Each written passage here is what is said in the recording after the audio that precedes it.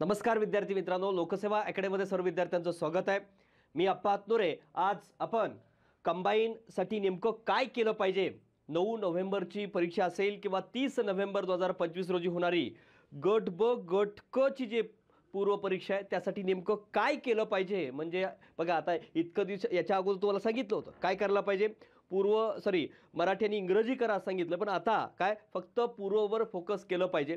मी याच्यामध्ये तुम्हाला सांगितलंय पण की काय काय बऱ्याच जणांना नोट्स काढू का सर, म्हणजे तुम्हाला कुठल्या कुठल्या गोष्टीवर बोलणार आहे की काय वाचू सर, माझं सध्या मनच लागत नाही वाचण्यामध्ये. मग कशात मन आहे बरोबर.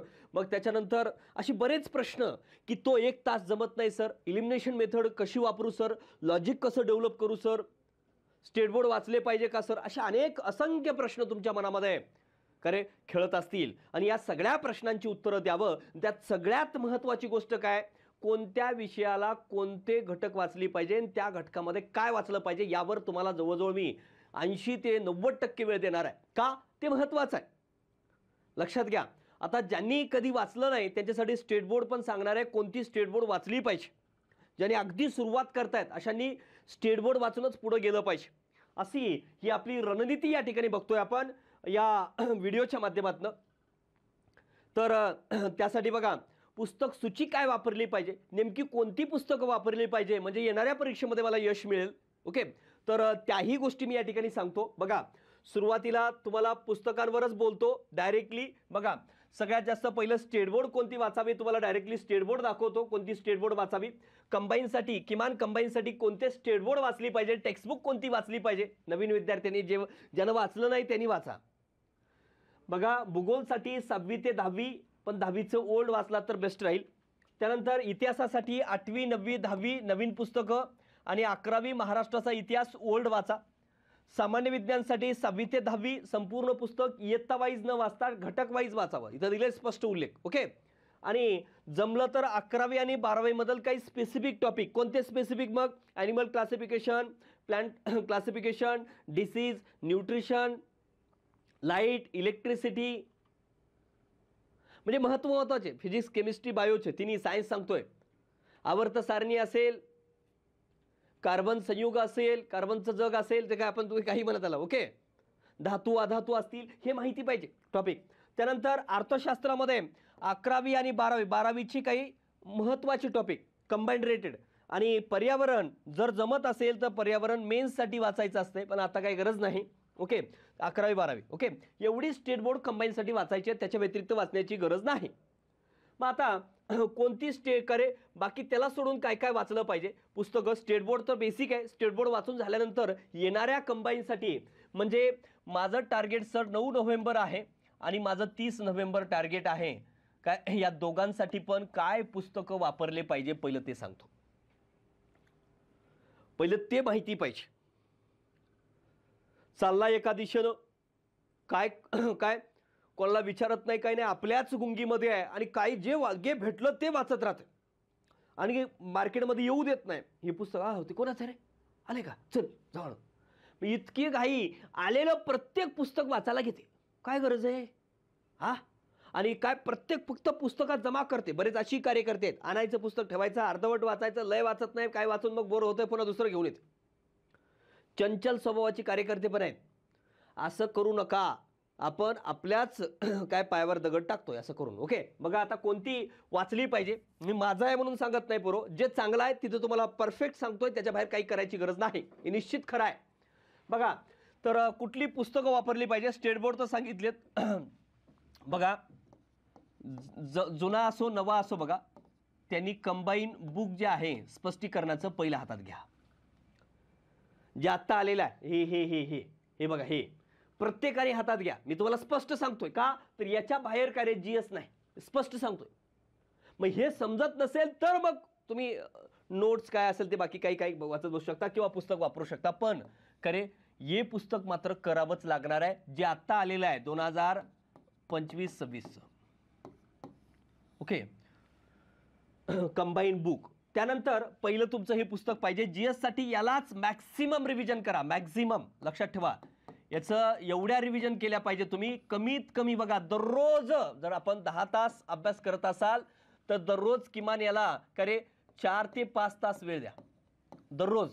4 ते 5 तास, 4 ते 5 तास वेळ द्या. ओके. दुसरं बघा, हे तुम्ही करताय याच्यासोबत करे 21,000 प्रश्नसंच जो आहे त्यातून PYQ सोडवण्यासाठी, PYQ सगळ्यात महत्त्वाचे आहेत पोरो, PYQ सोडवा. आता तुम्ही बघितलं असेल की करे एक विधानमंडळावर प्रश्न आला, दुसरा विधान परिषदेवर आला, त्यानंतर विधानसभेवर आला, राज्यपालाचं कलम, म्हणजे तिथले तिथंच प्रश्न फिरतायत. लक्षात घ्या. म्हणजे तर विचार करे नागपूर जर संस्थानावर विचारला असेल, करे रघुजी तिसऱ्यावर विचारलाय, बाकाबाईवर विचारलाय, आबासाहेब भोसलेवर विचारलाय. म्हणजे सलग एकाच वर्षामध्ये 3 प्रश्न आलेत. म्हणजे कंबाईन गट ब मेन्सला आलाय, कंबाईन गट क ला आलाय, म्हणजे कंबाईन गट ब ला आलाय. म्हणजे अशी प्रश्न पुन्हा पुन्हा फिरतायत. मग त्या बाहेर प्रश्न आहे का? नाही. मग जर करे हे का म्हणतोय, कारण करे मागा आलेले प्रश्न आणि त्या प्रश्ना रिलेटेड जे कंटेंट दिले ना ते पहिलं तुमच्या डोक्यात जाणं गरजेचं आहे. का तर एक्झामची डिमांड आहे आणि कसे प्रश्न येतात त्याला धरूनच प्रश्न दुसरा तयार होत चाललेला आहे. बघा ना तुम्ही काढून, एक प्रश्न त्यावर आला असेल, दुसरा प्रश्न त्या रिलेटेडच प्रश्न विचारला चाललेला आहे. मग ते जर कंटेंट चांगलं प्रॉपर कव्हर केलं असेल तर त्याच्या बाहेर प्रश्न जात नाही. म्हणून तुम्हाला हे सांगतोय. आणि सोबत करे प्रॅक्टिस म्हणून हे एक टॉपिक वाचायचा. उदाहरणार्थ यामधला समजा मी काय केलं, दारिद्र्य टॉपिक वाचला, लगेच त्यावरली 21 मधले सगळे प्रश्न सोडवा. नाही सर फक्त कंबाईन सोडू का? नाही, सगळे सोडव.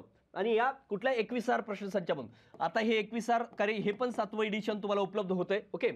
हे जे बघा, हे 7वं एडिशन 25 ऑगस्ट पासून सगळीकडे हे उपलब्ध होणार आहे. आणि हे पुस्तक पाहिजे का? हो. हे करे MPSCचं बायबल आहे पोरो. आणि हे 7वी आवृत्ती आहे. आणि आजपर्यंत कुठल्या पोराने याच्यावर चूक आहे म्हणून हातात घेऊन आले का? निश्चित नाही. एकही चूक सापडली. आणि एखादं कन्फ्युजन असलं पाठवलं तर त्यामध्ये काय होतं रे, पाठवलं की त्याला काय आयोगाचं उत्तर पाठवलं, हो सर बरोबर आहे सर. म्हणजे इथपर्यंत या पुस्तकावर काय रे, या पुस्तकात एकही तुम्हाला चूक सापडणार नाही. आणि तुम्ही काय रे ऑलरेडी कंबाईनचा अभ्यास करताय, कंबाईनचे सगळे प्रश्न यामध्ये आहेतच की रे. आणि डायरेक्टली काय रे, हे पुस्तक तुम्हाला प्रॅक्टिस म्हणून, आयोगाचे प्रश्न प्रॅक्टिस म्हणून सोडवायचे आहेत सगळेच. कुठलाही प्रश्न याच्यामधला ठेवू नका, त्या टॉपिकचे सगळे सोडवायचे. लक्षात. आणि त्यानंतर तिसरी गोष्ट, मॅथ आणि रिझनिंग. आणि चौथा कुठलं रे, करंट. पूर्व याच्या व्यतिरिक्त काही करू नका. मॅथ आणि रिझनिंगसाठी एखादं पुस्तक ठेवा कोणतंही. ओके. मॅथ रिझनिंगसाठी तुम्हाला जे कोणाचं करायचं ते करा मॅथ रिझनिंगला. ओके. मॅथ रिझनिंगला जो बी मार्केटमध्ये अव्वल आहेत, ओके, मॅथ रिझनिंगला त्यांचं पुस्तक करा. त्यांचा क्लास करायचा, क्लास करून घ्या. ओके. जे करायचं मॅथ रिझनिंगला ते करा. पण मॅथ रिझनिंगला दररोज 2 तास वेळ द्या. मग इथं पुस्तक खरं तर सगळ्यात भारी RS अगरवाल, पण ते आपला सोडणं होते का? नाही.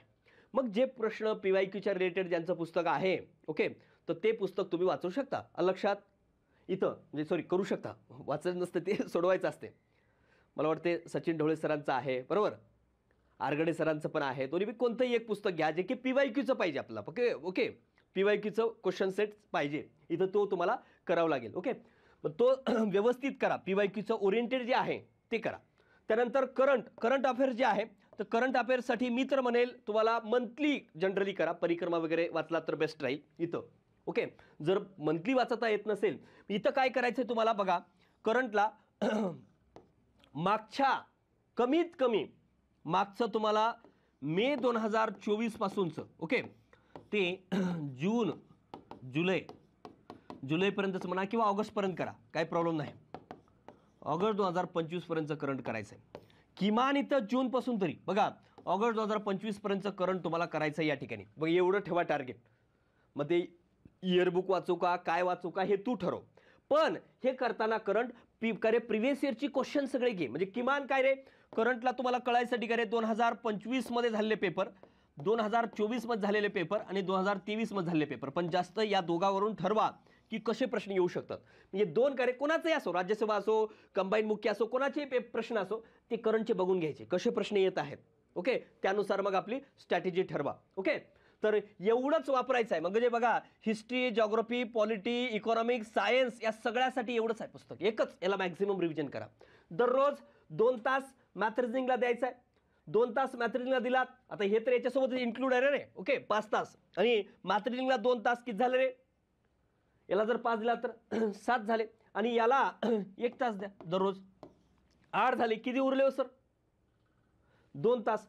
दररोज 2 तास मित्रांनो, तुम्हाला खरंच सांगतोय, दररोज 2 तास 21,000 प्रश्न संचातून PYQ दररोज सोडवा. आणि जर एक दिवस PYQ सोडवा आणि PYQ सगळे संपल्यानंतर, म्हणजे जे जे विषय वाचताय त्याचे PYQ नाही सोडवायचे तर या 2 तासात, दुसऱ्या विषयाचे PYQ सोडवायचे किंवा या 2 तासामध्ये अनालिसिस करायचं की कशा पद्धतीचे प्रश्न येऊ शकतात किंवा काय होतंय बाबा. ओके, मग हे 2 तास PYQ वरच द्यायचं. म्हणजे इथं 5 तास कंटेंट कंटिन्यू वाचत असेल सध्या, तर 5 तास आणि हे 2 तास PYQ किती झाले हो, 7 तास आणि 8-9 आणि 10 तास, असं या पद्धतीने तुम्हाला जायचं आहे. लक्षात. पण कंबाईन बुक जे आहे आपलं ते करा, 21,000 PYQ. आणि नोट्स करायचे असतील ज्यांना काय रे, ज्याला खरंच हे डायरेक्टली समजत नसेल, तर आपल्या प्रत्येक विषयाच्या नोट्स आहेत. मग हिस्ट्री असेल, जिओग्राफी असेल, पॉलिटी असेल, इकॉनॉमिक्स, सगळ्या नोट्स आपल्या 5 किंवा 10 सप्टेंबरपर्यंत सगळीकडे येतील. आणि एक येतील. तुम्ही आता म्हणाल 5 सप्टेंबरला आलं तर मग तेव्हा वाचू का आम्ही? अरे आता एक 25 ऑगस्टपासून एक सुरू होईल. लक्षात. त्यामुळे एक आलं की ते वाचायला सुरू करा ज्याला वाचायचं. मी तर म्हणतोय कॉम्बिनेशन दोघांच ठेवलात तर काय अडचणच येणार नाही, पण किमान हे तरी परफेक्ट करा. ओके, बघा 21,000 प्रश्नसंच 25 ऑगस्ट 2025ला येणार आहे. त्यानंतर कंबाईन आता 19 ऑगस्टला आलेला आहे. 19 ऑगस्टला आलं आणि 20 ऑगस्टला आउट ऑफ स्टॉक झालं, 21लाच, बरोबर ना. आणि एवढा तुम्ही उत्तुंग प्रतिसाद दिलात त्याबद्दल तुमचं मनापासून धन्यवाद. त्यानंतर बघा आता आपण काय केलं पाहिजे, कुठले टॉपिक वाचले पाहिजे, काय केलं पाहिजे. इलिमिनेशन मेथड म्हणजे काय, मी काय तुम्हाला म्हणजे आता आपला 80% वेळ कशावर द्यायचा आहे, काय कोणत्या विषयाला कोणते टॉपिक वाचावं आणि त्या टॉपिकमध्ये काय वाचावं यालाच देणार आहे. ओके, आता तुम्हाला बाकी गोष्टीवर भर देतो तुम्हाला. बघा कोणाकोणाचा काय काय प्रॉब्लेम आहे. इलिमिनेशन मेथड,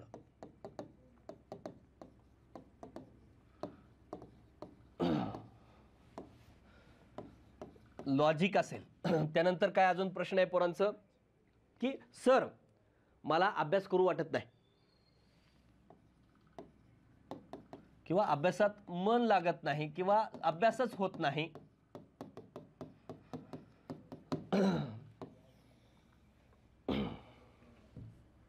ओके, अजून काय प्रश्न आहेत? प्रश्न काय आहेत सर, सांगा प्रश्न.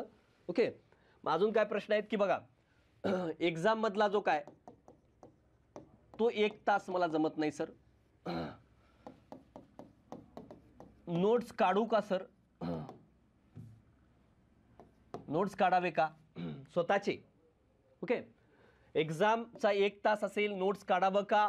अजून काय प्रश्न आहेत बघा, या प्रश्नावर तुम्हाला बोलतो. इलिमिनेशन मेथड मित्रांनो, एका दिवसात इलिमिनेशन मेथड शिकते का माणूस? निश्चित नाही. इलिमिनेशन मेथड जे तुम्ही 21,000 मधून PYQ सोडवत जाल त्यातून तुमची इलिमिनेशन मेथड डेव्हलप होत जाईल. म्हणजे जनरली इलिमिनेशन मेथडसाठी काय करायचं बघा, तुम्हाला जर तुम्हाला जे काही नववीच आहेत, कधी काही केलंच नाही, तर मी 21,000 PYQची बॅच दिलेली आहे. 21,000 PYQची बॅच तुम्ही करू शकता. त्यामध्ये इलिमिनेशन मेथड, लॉजिक सगळ्या गोष्टी सांगितल्या. पण तुम्ही म्हणाल सर तुम्ही तुमचं सगळं सांगताय, जे माझ्या गोष्टी आहेत चांगल्या आहेत म्हणून सांगतोय. तुम्ही मार्केटमध्ये कुठेही गेला तर हे खरंच चांगलं आहे का ते बघा, नाहीतर मग खरे. आणि असंही बरेच म्हणणारे कार्यकर्ते आहेत बरं का सर, की सर मी त्या याच्यामध्ये व्हिडिओमध्ये पण सांगितलं आपल्या काय बुकच्या, म्हणजे कुठलं कंबाईन क्षेपणास्त्र यामध्ये, बरोबर. तर काय बरीच पोरं अशी असतात की सर 2 पेपर ॲड केले तेवढंच द्या. मी का त्याच्यामध्ये तुम्हाला त्याचं उत्तर दिले तिथं. अरे फक्त 2 पेपरच त्याच्यामध्ये दिले असतील तर मी काय 2 पेपर तुम्हाला देऊन बी टाकलं असतं. त्यामध्ये जुन्या क्वेश्चनमध्ये देखील व्हॅल्यू ॲडिशन केलेलं आहे, बरोबर. आणि असं करून ते पुस्तक दिलेलं आहे आणि अगदी सुंदर बनवलं आहे. ओके, नाही आता पैसे कमवायला लागले, हे करायला लागले, ते करायला लागले. बेटा मी लक्षात ठेवा, मग तुम्हाला खरंच सांगतोय सगळ्याला, मी पैसे कमवायला लागलोय म्हणजे याचा अर्थ मी चोऱ्या करतोय का सर? नाही. मी राजकारणी आहे का? कुठला तरी गरिबांचा पैसा लुबाडतोय असं आहे का? मी कुठला अधिकारी आहे का करप्शन करून पैसा आणतोय असं आहे का हो? निश्चित नाही. मित्रांनो, माझ्याजवळ कोणी असेल त्याला विचारा. 12-12, 13-13 तास मेहनत घेऊन तुमच्यापर्यंत येतोय. मी म्हणत नाही की हे बघा लक्षात घे बाळा, जे कोणी असं एखादे मला वाटते एक कुठला तरी लाख विद्यार्थ्यामध्ये एक कोणीतरी कमेंट केले म्हणून तुम्हाला बोलतोय का, की जर समजा लक्षात घ्या, जर असं वाटत असेल की गरीब पोरांसाठी, अरे गरीबासाठी मी मशी आहे. मी तुम्हाला काय सांगतोय, कधीही ये, मी गरीब विद्यार्थी असेल त्याला पाठव, त्याचा सगळा खर्च मी बघतो. आणि आतापर्यंत केलंय का नाही?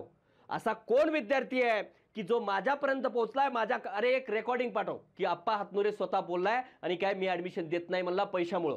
काय एक आत्तापर्यंत मागचं 10 वर्ष काढून बघ आणि त्यामध्ये मला दाखव की एकाही विद्यार्थ्याला काय पैशामुळे रुकवलंय.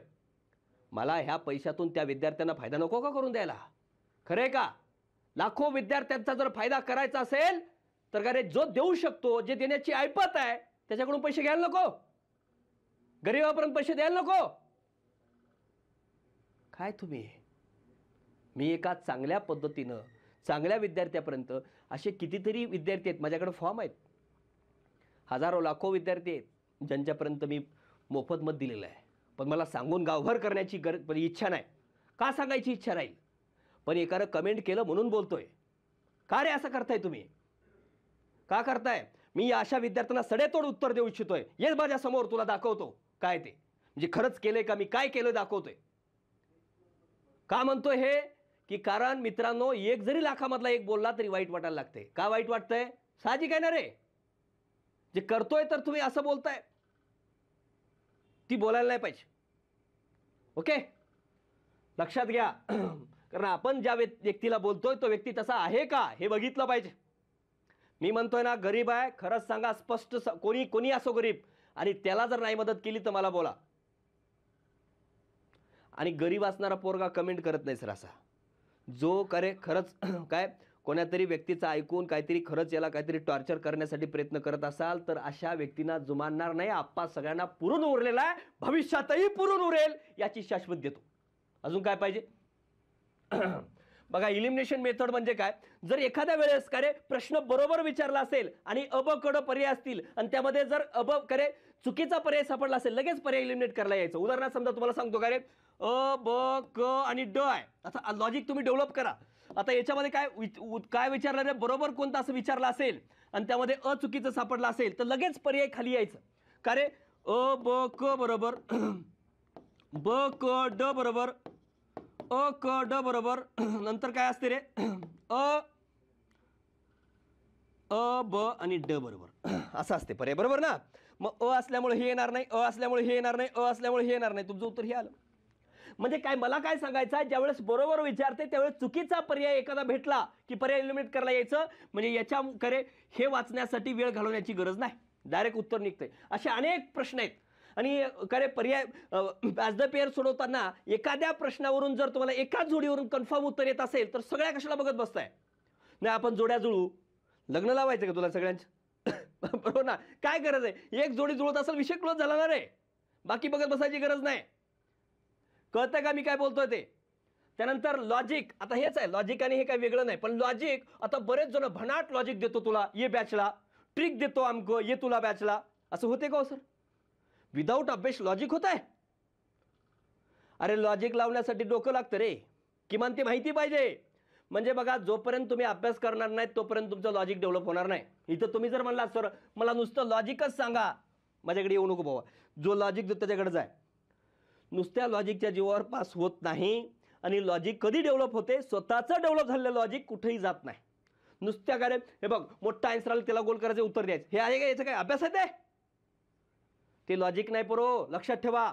लॉजिकनं कधी लॉजिक डेव्हलप होते, अभ्यास पाहिजे, किमान माहित पाहिजे. चला रे काय की बाबा हे गोष्ट हे करू शकते का, यांचं हे असं आहे का, आपल्याला माहित असते की या कालावधीत 1882ला ही घटना घडलेली आहे. आपण किमान हे माहित पाहिजे 1882च्या कालावधीमध्ये लॉर्ड रिपन होते, म्हणजे हे रिपन करू शकतात, हे आपण लॉजिकली करू शकतो.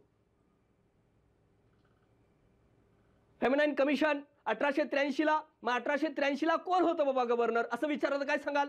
मग आपला माहित असते अरे 1882ला काहीतरी लोकल बोर्डाची काहीतरी स्थापना काहीतरी झालेली आहे काय, त्यामध्ये त्यावेळेस कोण होते, रिपन होते, मग तेच काहीतरी कालावधी असेल.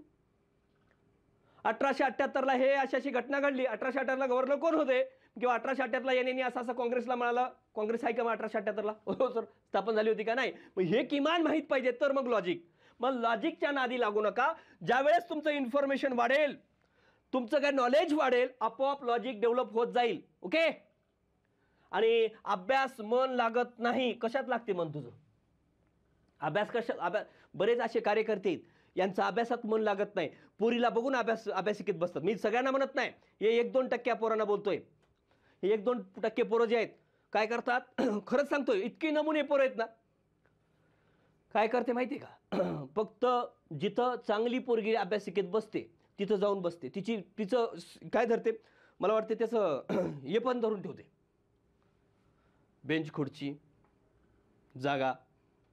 ती चहाला गेली की हे उठते हळूच एकटंच, आणि जे नुसतं गप असते का काही बोलत नाही, कोणा चार पोरला जास्त बोलत नाही, काय नाही, ते मोठा आगाव असते बरं का. त्याच्या मनामध्ये 100 हजारो विचार चालत असतात. पोरो, पहिली गोष्ट मन लागत नाही म्हणजे आपण काय पोरीबिरीवर प्रेम करत नाही. इथं कशासाठी करतोय, करिअरसाठी प्रयत्न करतोय. मन लागतंय कधी, तू कधी काय, तू काय आमदाराचा पोरगा आहे का, खासदाराचा पोरगा आहे, तुला मन लागत नाही तर आपण कोणाचे आहेत, गरीबाची लेकरं आहेत, सर्वसामान्याची लेकरं आहेत. आणि सर्वसामान्याच्या लेकराला मन लागणं हा प्रश्न येत नाही. आपला काय करणं गरजेचं आहे या क्षेत्रामध्ये. इथं आलोय मी, माझी आई वडील शेतामध्ये राबतायत, सकाळपासून राबतायत, मला करणं गरजेचं आहे, मला कष्ट करणं गरजेचं आहे, हे तुम्हाला मनामध्ये लागलं पाहिजे. अरे मी खरं बऱ्याच जणांचं बघतोय बरं का, आई वडील शेतकरी बिचारे 2 एकर जमीन 3 एकर जमीन दुसऱ्याच्या शेताला कामाला जातात.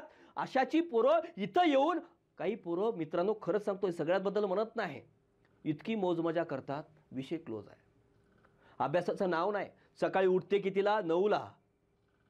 तू कोण आहे रे, लाटका नाही का तू, 9ला उठून अभ्यास करणं कोणी बघितलंय का.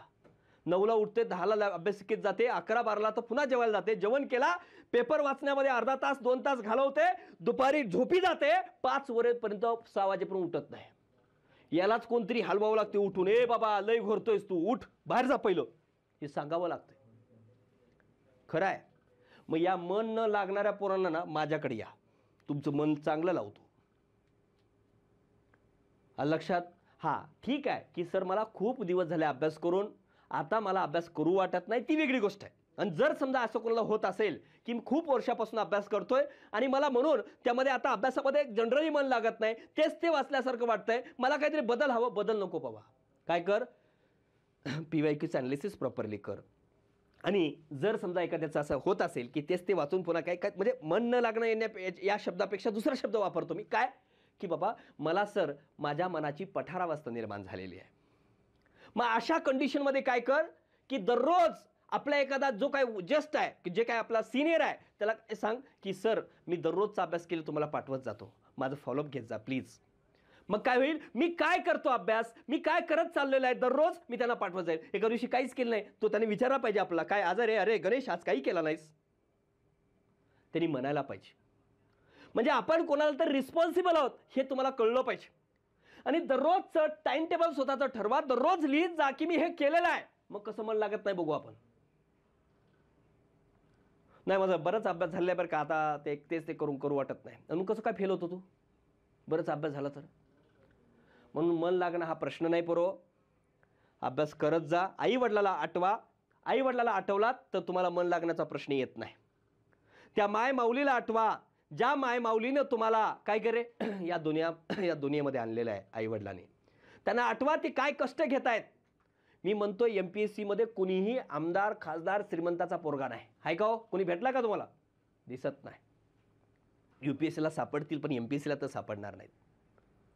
गोरगरिबाची आपण लेकरं आहेत म्हणून लक्षात ठेवा, मन लागत नाही हा प्रश्न येत नाही. त्यानंतर एक्झामचा 1 तास पहिले त्याच्या अगोदर नोट्स काढावे का नाही बोलतो. आता नोट्स मार्केटमध्ये असताना नोट्स चुका काढतो, जे रेडीमेड अरे त्यानं कष्ट करून काहीतरी केलं असेल की मी असो कोणी असो, कोण्याही शिक्षकानं किंवा कुठल्याही व्यक्तीनं नोट्स काढून तुझ्या समोर दिलेला आहे, तुला चगळायला दिलेला आहे, तर तू चगळ ना. हा मग याच्यातून नोट्स काढले पाहिजे का, तर त्याच्यामध्ये तुम्हाला मी काही गोष्टी तुम्हाला हा म्हणेल, यस म्हणेल का. बघा कोणती गोष्ट करायला पाहिजे की जी गोष्ट मला आठवत नाही, याच्यापूर्वी बोललोय मी. म्हणजे समजा मला आता काय रे, मी बऱ्याच वेळेस वाचलेलं आहे पण मला अजूनही आठवत नाही ऑब्जेक्टिव्ह रिझॉल्युशन कधी मांडलेलं आहे, 13 डिसेंबर 1946 तारीख आठवत नाही, मी 13 डिसेंबर 1946 या ठिकाणी लिहिली, या वहीमध्ये लिहून ठेवलं. मी ज्या वहीमध्ये हे गोष्टी लिहितोय ते दररोज वाचलं पाहिजे. नुसतं लिहून ठेवते, नोट्स काढले मी, कधीच वाचत नाही. काय फायदा आहे तुझा, तुझ्या नोट्सचा फायदा जग घेते आणि जग पास होऊन जाते, तू तिथंच आहेस, काय अर्थ आहे का तुला. म्हणून मी सांगतोय की ज्या दिवशी तू नोट्स संध्याकाळी काढलास दुसऱ्या दिवशी सकाळी त्या सगळ्या नोट्स वाचून झाल्या पाहिजे. तुझ्या नोट्सवर कमीत कमी 70 ते 80 दिवस आहेत, 80 रिव्हिजन झाले पाहिजे, तर ते काढ, नाही तर काढू नको. नंतर दुसरी पुस्तक तयार करशील तर मग मार खाशील कुणाचा, आयोगाचा. लक्षात. या पद्धतीने चल.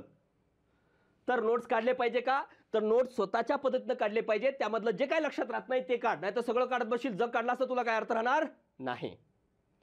करंटचेही काढाव का, निश्चित काढा. करंटलाही काय करायचं रे, एक याची नेमणूक कोण झाले रे बाबा, चला एशियन डेव्हलपमेंट बँकेचा अध्यक्ष कोण आहे, मग तेवढंच लिहिता अध्यक्ष कोण आहेत, जे लक्षात त्याचं हे आहे अमका आहे नेमणूक ते तर पुस्तकात आहे की रे, तू का काढतो एवढं. मग त्या पद्धतीनं चला. काय महाराष्ट्र भूषण कोणाला मिळालं, राम वनाजी सुतार यांना मिळालंय बरोबर. कधीचा मिळालाय, 2024चा. 2025 मध्ये मिळालाय पण 2024चा आहे. पण हे माहित पाहिजे आपल्याला 2023चा कोणाला मिळाला. मग हे लक्षात राहत नसेल तेवढं लिहायचं. 23ला यांना मिळालाय, कोणाला, अशोक सराफजींना मिळालाय. 24ला पहिला कोणाला मिळालाय, धर्माधिकारी यांना काय काय असेल किंवा पु ल देशपांडे कोणाला मिळालाय ते माहित पाहिजे, संपलं. पु ल देशपांडे यांना मिळालं ना, मग ते माहित पाहिजे. मग ते माहित नसेल तर पहिला कोणाला मिळाला ते लिहून ठेव. 71वा राष्ट्रीय चित्रपट पुरस्कार कोणाकोणाला, पहिल्या करे जनरली कशावर विचारतात, दिग्दर्शक. म्हणजे तुला हे प्रश्नावरून कळणार आहे, मग त्याचे पॉईंटवर लक्षात आणून ते लिहून ठेव आणि ते वाच. म्हणजे सगळ्याच विषयासाठी एक वही तयार कर, ज्या लक्षात राहत नाही त्याच्यामध्ये लिही आणि ते मॅक्झिमम वेळेस रीड कर, आणि ते महत्वाचं आहे. आणि असं केलास तर तुला या तासाला देखील दडपण येणार नाही, म्हणून मी इथं बाजूबाजूला लिहिलंय. आणि या एक्झामचा 1 तास तुला अवघड जाणार नाही. एक्झामचा 1 तास का जड जातो हे लक्षात ठेवा. जर आपले कार्य 2 पर्यायामध्ये कन्फ्युजन होणं कशामुळे होते, मिनिमम रिव्हिजन झाले तर, अनलिमिटेड मॅक्सिमम रिव्हिजन झाले तर काही अडचण येत नाही. रिव्हिजन जास्तीत जास्त कर, तो 1 तास तुला जड जाणार नाही. करंट व्यवस्थित कर, तो 1 तास जड जाणार नाही. मॅथ रिझनिंगला 2 तास व्यवस्थित दे. जमत नसेल त्या क्षेत्रातल्या तज्ञ व्यक्तीला जाऊन भेट. मॅथ रिझनिंग मध्ये जाऊन सचिन ढवळे सरला भेट, आरगडे सरला भेट, संतोष वट्टमवार सरला भेट. म्हणजे जे क्षेत्रामध्ये तज्ञ आहेत अशा लोकांना जाऊन भेट ना. त्यांना जाऊन फोन कर, सर मी काय करू विचार, ते सांगतील तुला. मी म्हणतोय ज्या क्षेत्रातला चांगला आहे ना त्यांना विचारायचं, सर मी हे काय करू, ते सांगतील तुला. हे बघ हे असं कर, आणि त्याच्यामध्ये आपल्याला काहीतरी करता येते का बघायचं. आणि तो विषय वीक आहे, नाही माझं मॅथ रिझनिंग वीक आहे बरं का, मी कितीही करू मला काय होत नाही. अरे तू होत नाही तर मग इथं येऊच नको ना. ते केलं पाहिजे. लक्षात. सर अजून काही प्रश्न राहिलेत, प्रश्न काही राहिलेत का.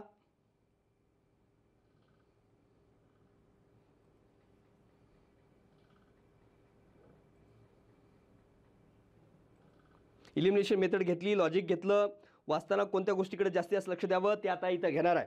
त्यानंतर आणि त्या घटकातलं नेमकं काय करावं किंवा कोणते घटक वाचावे ते तिन्ही पॉईंट घेणार आहे. माझा अभ्यास चांगला आहे पण परीक्षेत तो 1 तास जमत नाही तो पण सांगितलाय. वाचताना कोणत्या फॅक्ट लक्षात द्यावं ते पण सांगतो. बघा आता हे तुम्हाला सगळ्यात महत्त्वाचं इथून सुरू होईल. बघा काय सांगितलं, लोकसेवा क्लास नोट्स आणि कंबाईन स्पष्टीकरण बुक करे. करंटसाठी सांगितलं तुम्हाला काय करावं. ओके ठीक आहे, आता हे पण सांगितले. चला आता आपण घेऊया अर्थव्यवस्था. प्रत्येक घटक आता इथं काय बघायचंय बघा, फॅक्ट कोणत्या लक्षात ठेवावे. आता काय इथून काय सांगतो बघा, प्रत्येक विषय आणि त्या विषयामधला घटक आणि त्या घटकामध्ये काय करावं याबद्दल बोलतोय. लक्षात, सगळ्या विषयाचं जवळपास. बघा अर्थव्यवस्थेसाठी तुम्ही ह्या नोट्स डिरेक्टली वापरू शकता, काही अडचण नाही. कंबाईन आणि ह्या नोट्स वापरू शकता. हा बघा आता 15 प्रश्नापैकी 15 बरोबर आणायचे असतील म्हणजे याचा अर्थ 15 पैकी 15 एखाद्याला येऊ शकतात, सगळ्याला येणार नाहीत. इथं दिलं म्हणून काय 15 पैकी 15 येतील का, नाही तर सर 15 पैकी 15 तुम्हाला तरी येतात का, लगेच उलटं बोलायला सुरू करते. खरे का हे गैरादी. 15 पैकी 15 येऊ शकतात, नाही येऊ शकतात. कळलं का, एखादा प्रश्न नाही येणारा तो का बसला तर येईल. बरोबर ना. पण जनरली असं मटेरियल यूज केल्यानंतर 15 पैकी 13-14 प्रश्नापर्यंत आपण जाऊ शकतो इझिली. लक्षात. म्हणजे काय 100 पैकी 100 येणार आहेत का, निश्चित नाही. मेरिट लागतो का तेवढा, नाही ना. बरेच जण असं करतात, सर किती मेरिट लागलं सर कंबाईनचं गडबचं 61 पॉईंट समथिंग मेरिट लई लागतंय बरं का. ते फोन करते. आता कंबाईनचं पहिल्यासारखं राहिलं नाही बरं का. आता कंबाईनचं मेरिट लय लागायला लागलंय, 61 लागलंय. आता त्याच्यासोबत 60 मार्काची स्ट्रॅटेजी देऊ, 65 मार्काची स्ट्रॅटेजी देऊ, 70 मार्क पडले पाहिजे. अरे अबे पेपरवर डिपेंड असते ते. मग कंबाईन गट का लागला नाही, बरोबर ना, कमी का लागला. म्हणजे येणारा कंबाईन तुम्हाला मग 61 पेक्षा जास्त लागला पाहिजे का ना.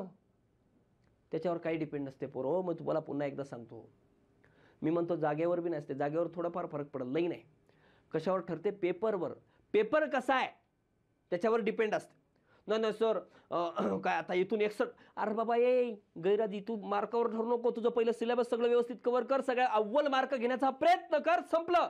आणि तुझे अव्वल 55 असतील, चांगले मार्क असतील 55, तर मेरिट 50च्या खाली येते. मी अव्वल असण्याचा प्रयत्न कर त्यामध्ये.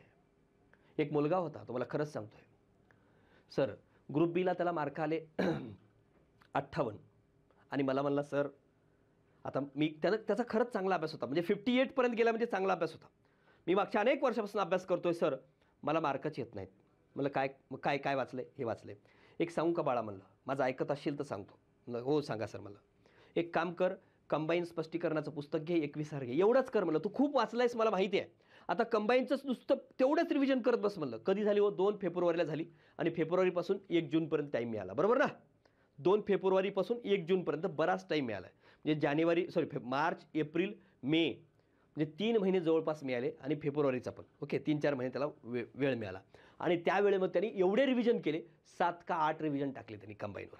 त्याला मार्क किती आले असतील मित्रांनो? आत्ता मी तुम्हाला खोटं नाही बोलत, त्याचे मार्क लिस्ट पाठवतो मी तुम्हाला. 71 मार्क आहेत.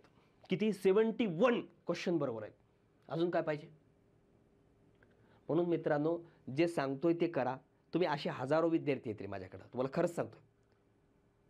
आणि मी माझा मोठेपण सांगत नाही, शिकवणारे पण हे वापरतात. अजून खरं आहे का हो? मग तुम्हाला काय पाहिजे रे? आणि एवढं तुम्हाला सगळा सोर्स देतोय तर काय वेगळं काय करायची गरज आहे? आणि मी काय म्हणतोय सरळ मी काय म्हणतो, गरीब असेल बिंदास या रे माझ्याशी भेटा, काही प्रॉब्लेम नाही, माझ्याशी भेटा डायरेक्ट. आणि त्याला ॲडमिशन मिळणार गेलं, त्याला कुठलं साधनं मिळणार गेली, मला सांगा, मी देतो त्याला. ओके. कोणाचंही पैशामुळं एज्युकेशन आतापर्यंत रुकवलं नाही, रुकवणार नाही. मी म्हणत नाही मी गरीब आहे, मी गरीबाच्या घरचा आहे बाबा, मला गरीब होतो मी त्यातून एवढं मोठं केलो, माझं आता असे बरेच सांगणारे आहेत सर की आम्ही खूप गरीब होतो, मग आता आम्ही एवढे मोठे झालो. मग काय मोठे जाऊन काय केले तुम्ही?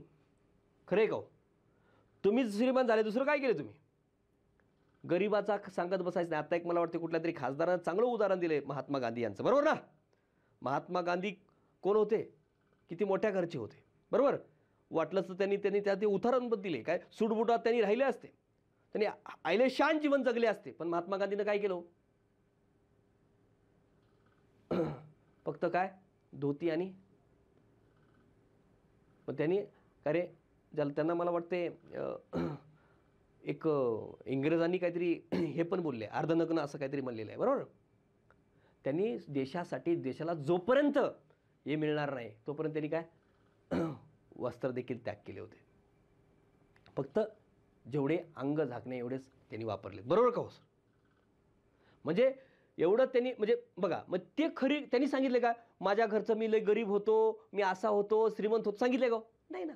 मग ते भाऊ कोणी करायला नाही पाहिजे.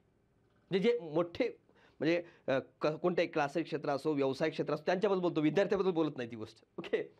बघा, तर आता लिमिटेड ठेवलं पाहिजे. एवढंच वाचा किंवा कंबाईन, हे दोन्हीपैकी एक वाचा किंवा दोन्ही वाचला तरी चालेल. ओके. बघू आता कोणते टॉपिक करायला पाहिजे. पब्लिक फायनान्स, सार्वजनिक वित्त आणि कर संरचना. ओके. मग यामध्ये काय केलं पाहिजे बघा पब्लिक फायनान्समध्ये? तर सगळ्यात महत्त्वाचं पब्लिक फायनान्समध्ये मी डायरेक्टली सांगतो, मला वित्त आयोग असेल, पब्लिक फायनान्स आणि टॅक्सेशन दोन्ही आलं. जीएसटी बघा, जीएसटी, त्यानंतर का रे टॅक्सेशनबद्दल सांगतो तुम्हाला. वित्त आयोग बघा, त्यानंतर त्याच्यासाठी महाराष्ट्र आर्थिक पाहणी रिलेटेड सगळं इन्फॉर्मेशन बघून घ्या, त्या दिलं आपल्या सगळ्यात.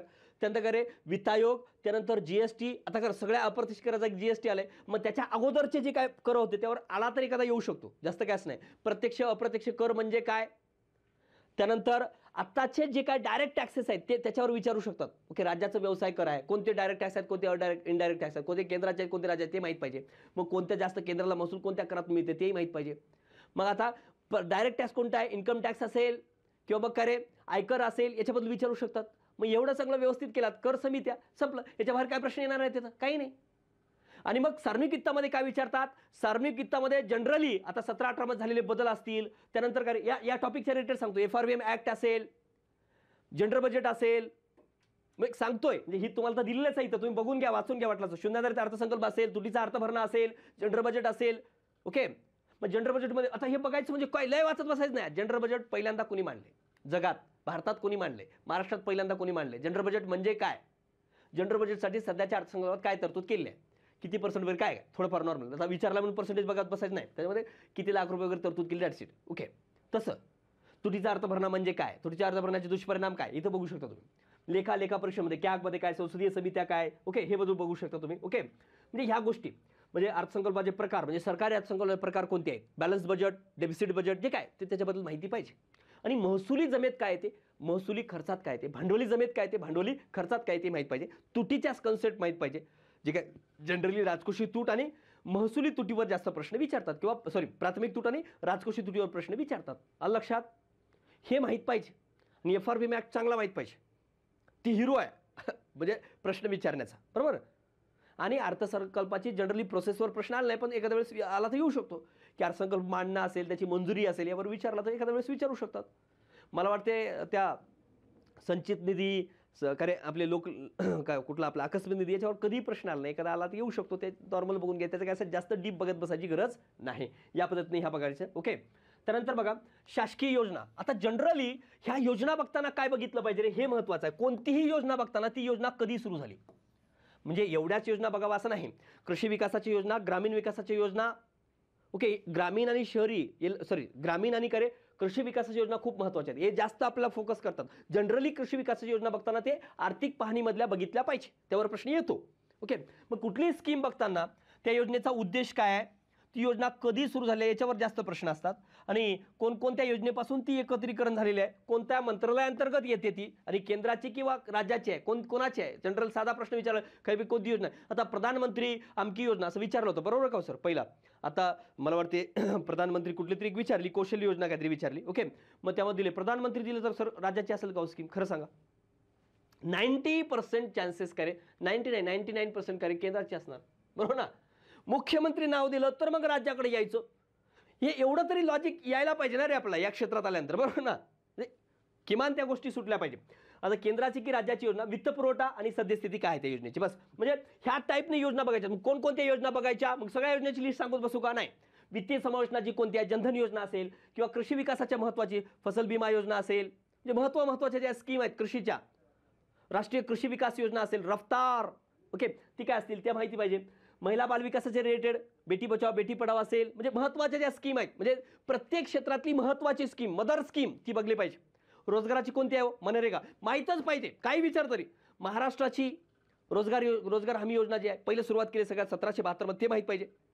मनरेगा अगदी डिटेल माहीत पाहिजे. मनरेगा काय विचारो, मनरेगाची कशी पार्श्वभूमी कशी आहे, म्हणजे कशी ती विस्तारात आलेली आहे, ती माहीत पाहिजे. सुवर्ण जयंती ग्राम सौर योजना असेल, भारत निर्माण योजना असेल, संसद आदर्श ग्राम योजना असेल, म्हणजे जी महत्त्वाच्या स्कीम आहे ती माहीतच पाहिजे.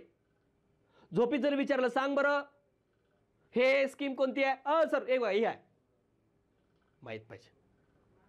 ओके, म्हणजे महत्त्वाच्या जे काय विकासाच्या कुठल्या रे, शहरी कुठल्याही स्कीम महत्त्वाच्या, मग हे कुठून करू सर, आपल्या या नोट्समध्ये सगळं दिलेलं आहे पुरो. या नोट्सच्या बाहेर तुम्हाला स्कीम करायची गरज नाही. सोबत फक्त आर्थिक पाहणी ती कंबाईनमध्ये दिली आहे, ते बघू शकता. ओके, दारिद्र्यामध्ये काय करायला पाहिजे रे, दारिद्र्यामध्ये समित्या जे काय दारिद्र्याचे प्रकार कोणते आहेत, निरपेक्ष सापेक्ष दारिद्र्याचे म्हणजे काय आपण म्हणतो. ओके, दारिद्र्यामध्ये कन्सेप्टवर जास्त प्रश्न असतात. कशावर असतात तो सर, समित्यांवर. लकडावाला समिती, तेंडुलकर समिती आणि रंगराजन समिती. मग या समित्यांचं जनरली शिफारशी काय, तुम्हाला विचारलं तेंडुलकर समिती शिफारशी सांग, तेच माहित नसते. इतकं वाचते काय विचारता येत नाही, कसं होईल. फॅक्ट ज्याला म्हणतो, मला फॅक्ट मला आठवण राहत नाहीत. मग असे फॅक्ट लिहून ठेव ना. मला काय तुम्हाला विचारलं तेंडुलकर समितीची स्थापना कधी झाली, सर डिसेंबर 5, अहवाल कधीला 9 मध्ये, आणि काय शिफारशी आहेत त्यांच्या, URPG MRP वापरलं सर, कॅलेंडर सोडून टाकायला सांगितलं सर, आरोग्य आणि शिक्षण इन्क्लूड करायला सांगितलं, संपलं. हो हा, 4-5 मध्ये दारिद्र्याचं प्रमाण किती होतं, 37.2%. 9-10 मध्ये किती होतं, 29.6%, 5% काय असं 29% समजा, आणि 11-12 मध्ये 21.9%. 8-8चा फरक आहे सर, बघा एवढं नॉर्मल आहे की रे. मग 11-12 मध्ये किती रुपये सांगितलं दैनंदिन, MPC की सांगितलं monthly, MPC monthly per capita consumption expenditure, नंतर MPSC म्हणसाल 816,000 रुपये. तुम्हाला झोपीत विचारत यायला पाहिजे, पण तरी आम्हाला येत नाही. किती वर्ष झाले अभ्यास, 5 वर्ष. मी बरेच पोरं असे कधी भेटले की मी विचारतो, सांग रे रंगराजेनुसार सध्या दैनंदिन काय दरडोई उपभोग्य खर्च किती आहे हो? ग्रामीण भागात किती आहे, शहरी भागात किती आहे? सर 28 आणि 26 रुपये. सर 22 रुपये 26 रुपये सर. अरे काय अभ्यास करतो, काय करतोय हा? ए महागाई आधी काय करतोय रे तू? माझ्यासमोर अशी आली ना, मी झडकवली असती, खरं सांगतो. मला काय फरक नाही पडत. त्यांच्या मायबापांनी माझ्यावर दावा टाकला तरी चालते. खरं आहे गो. कशाला येता नाही तर काय करताय तुम्ही? सांगता आलं पाहिजे 32 रुपये 47 रुपये आहे सर. आपला फाडकून तोंडातून निघायला पाहिजे सर हे आहे. अरे त्याच्यावर 4-4 5-5 वेळेस प्रश्न येतात तरी मला येत नाही. काहीतरी थोडी वाटायला पाहिजे की नाही आपल्याला? काही वाटत नाही मला. काही वाटत नसेल तर या क्षेत्रामध्ये थांबायला नाही पाहिजे. बाबा खूप आहे तरी व्यवसाय करण्यासाठी, इथंच थांबावं असं काही नाही. नाहीतर काय रे, क्षेत्रामध्ये खूप बसलेले आहेत तुम्हाला खेळवत बसणारे लोक. मी अगदी प्रामाणिक आणि स्पष्ट बोलणारा व्यक्ती आहे. नाही होत ना आपल्याला निघून जायचं. हजारो व्यवसाय आहेत. इथं आवडत नसेल तर बाहेर कुठल्या राज्यात जा, कोणताही व्यवसाय करा. चहाचा व्यवसाय करा. मी म्हणतो हो, ते अमृत तुल्य बघा, नुसत्या चहावर कुठे गेले ते. खरं आहे का? कुठलाही व्यवसाय करा. व्यवसाय कुठलाही लहान आणि बारीक छोटा मोठा नसतो.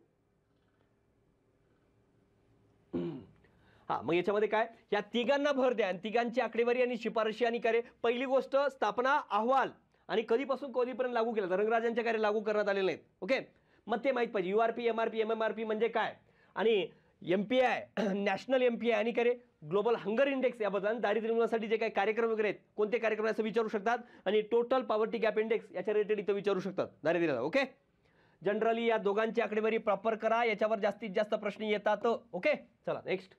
बेरोजगारीवर काय बघायचं रे? जनरली बघा, बेरोजगारीचे प्रकार. छुपी बेरोजगारी म्हणजे काय? सीमांत उत्पादकता ज्याची 0 आहे त्याला काय छुपी बेरोजगारी, बरोबर आहे. सुशिक्षित बेरोजगारी म्हणजे काय? हे बेरोजगारीचे प्रकार आणि ते काय आहे. Okay, normal. आणि काय रे, आकडेवारीच बघायची असेल तर PLFS रिपोर्टची सध्याची आकडेवारी बघा. 2023-24ची आकडेवारी दिलेली आहे तुम्हाला, तरी 2023-24 याच्यानंतर आली नाही आणि येईल तेव्हा बघू. पण ही आकडेवारी बघून घ्या. ओके, बेरोजगारी प्रकार तेवढं, त्याच्या पलीकडे जाऊ नका. NSSची 11, 12, 9, 10ची आकडेवारी पण थोडीफार बघून घ्या, जास्त काही नाही. ओके, मग त्याच्यामध्ये काय बघितलं पाहिजे आपण? या बेरोजगारीमध्ये काय असते हो? CWS, CDS, CYS, current daily status, current yearly status, current weekly status. Yearly status असते का? असते का? नसते पुरो. हे नसते आणि हे नसते. CDS असते, CWS असते आणि UPSS असते. मग हे नसते तर पर्याय देतात मुद्दाम, ते माहित पाहिजे. म्हणजे बेसिकली सांगतो तुम्हाला फरक. व्हिडिओ मोठा होतोय म्हणून बघायचं सोडू नका पुरो.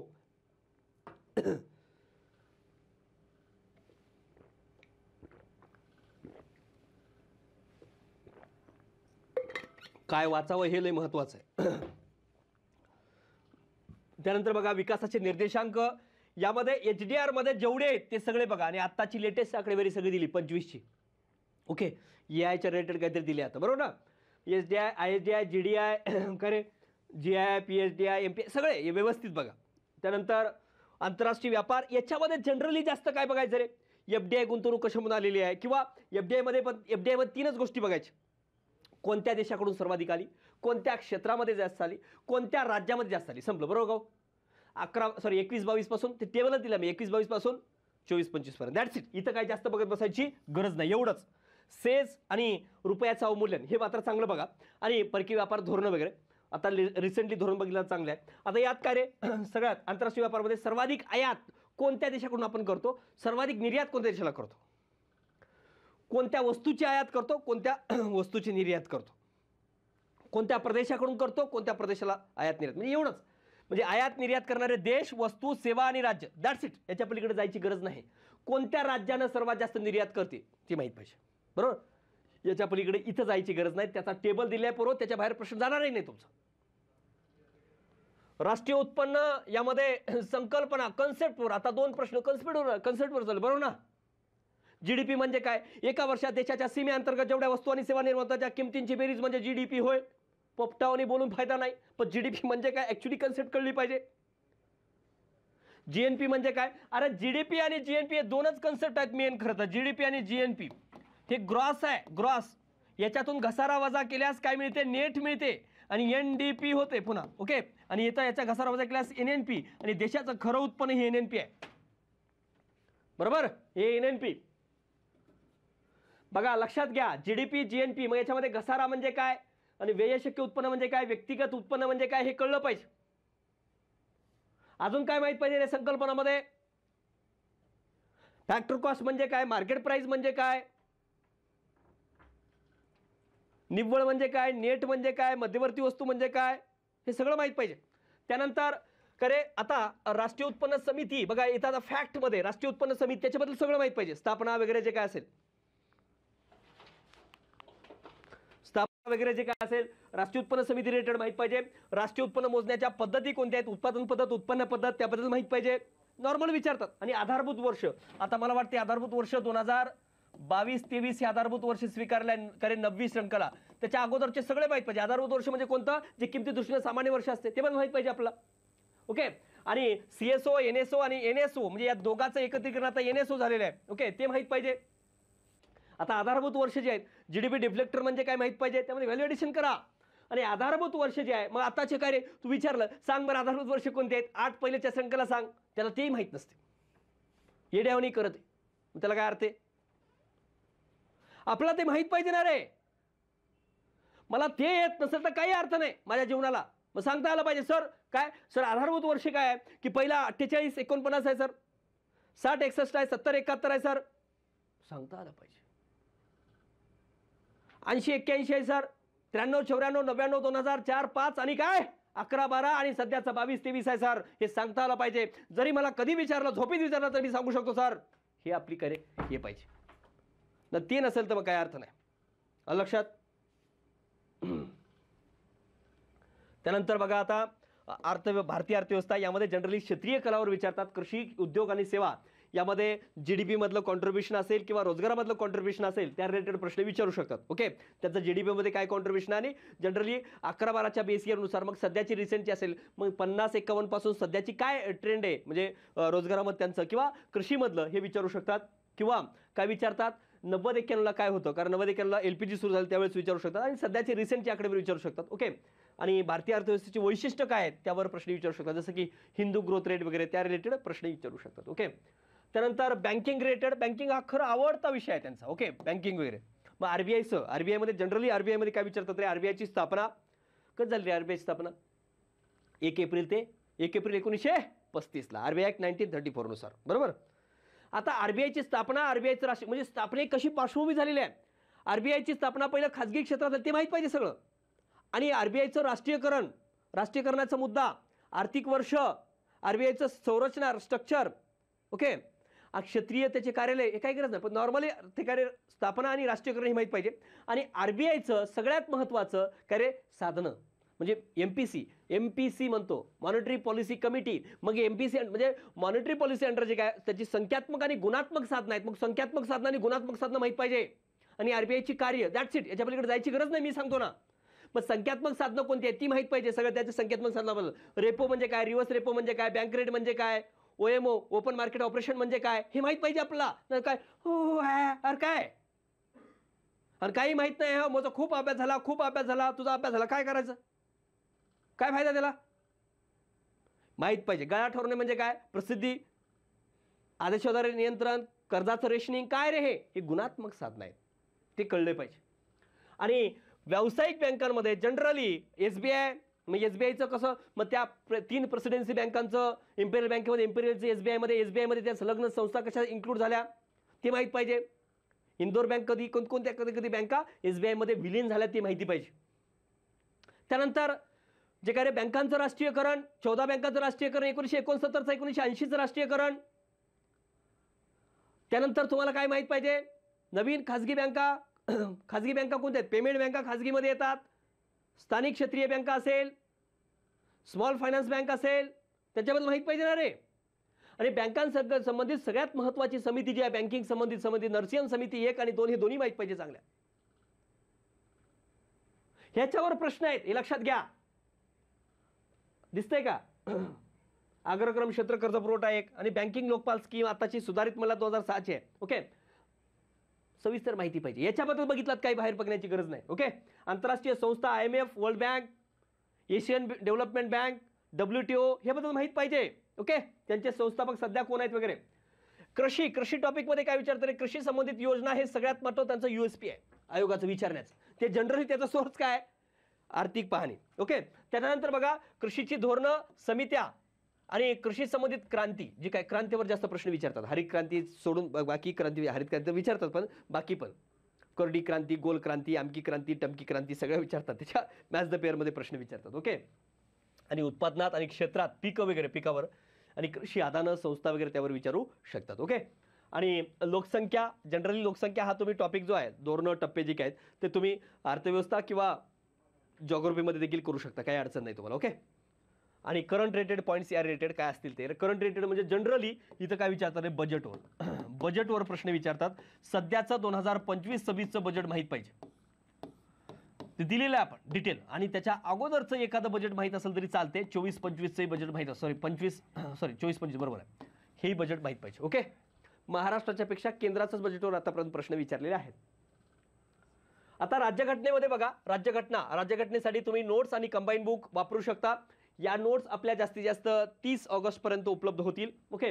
तर बघा इथं 15 पैकी 15 येऊ शकतात का? निश्चित येऊ शकतात. इथं म्हणू शकतो 100%. चला, कारण चांगला अभ्यास केला तर 15 पैकी 15 येतील, काही अडचण येणार नाहीत.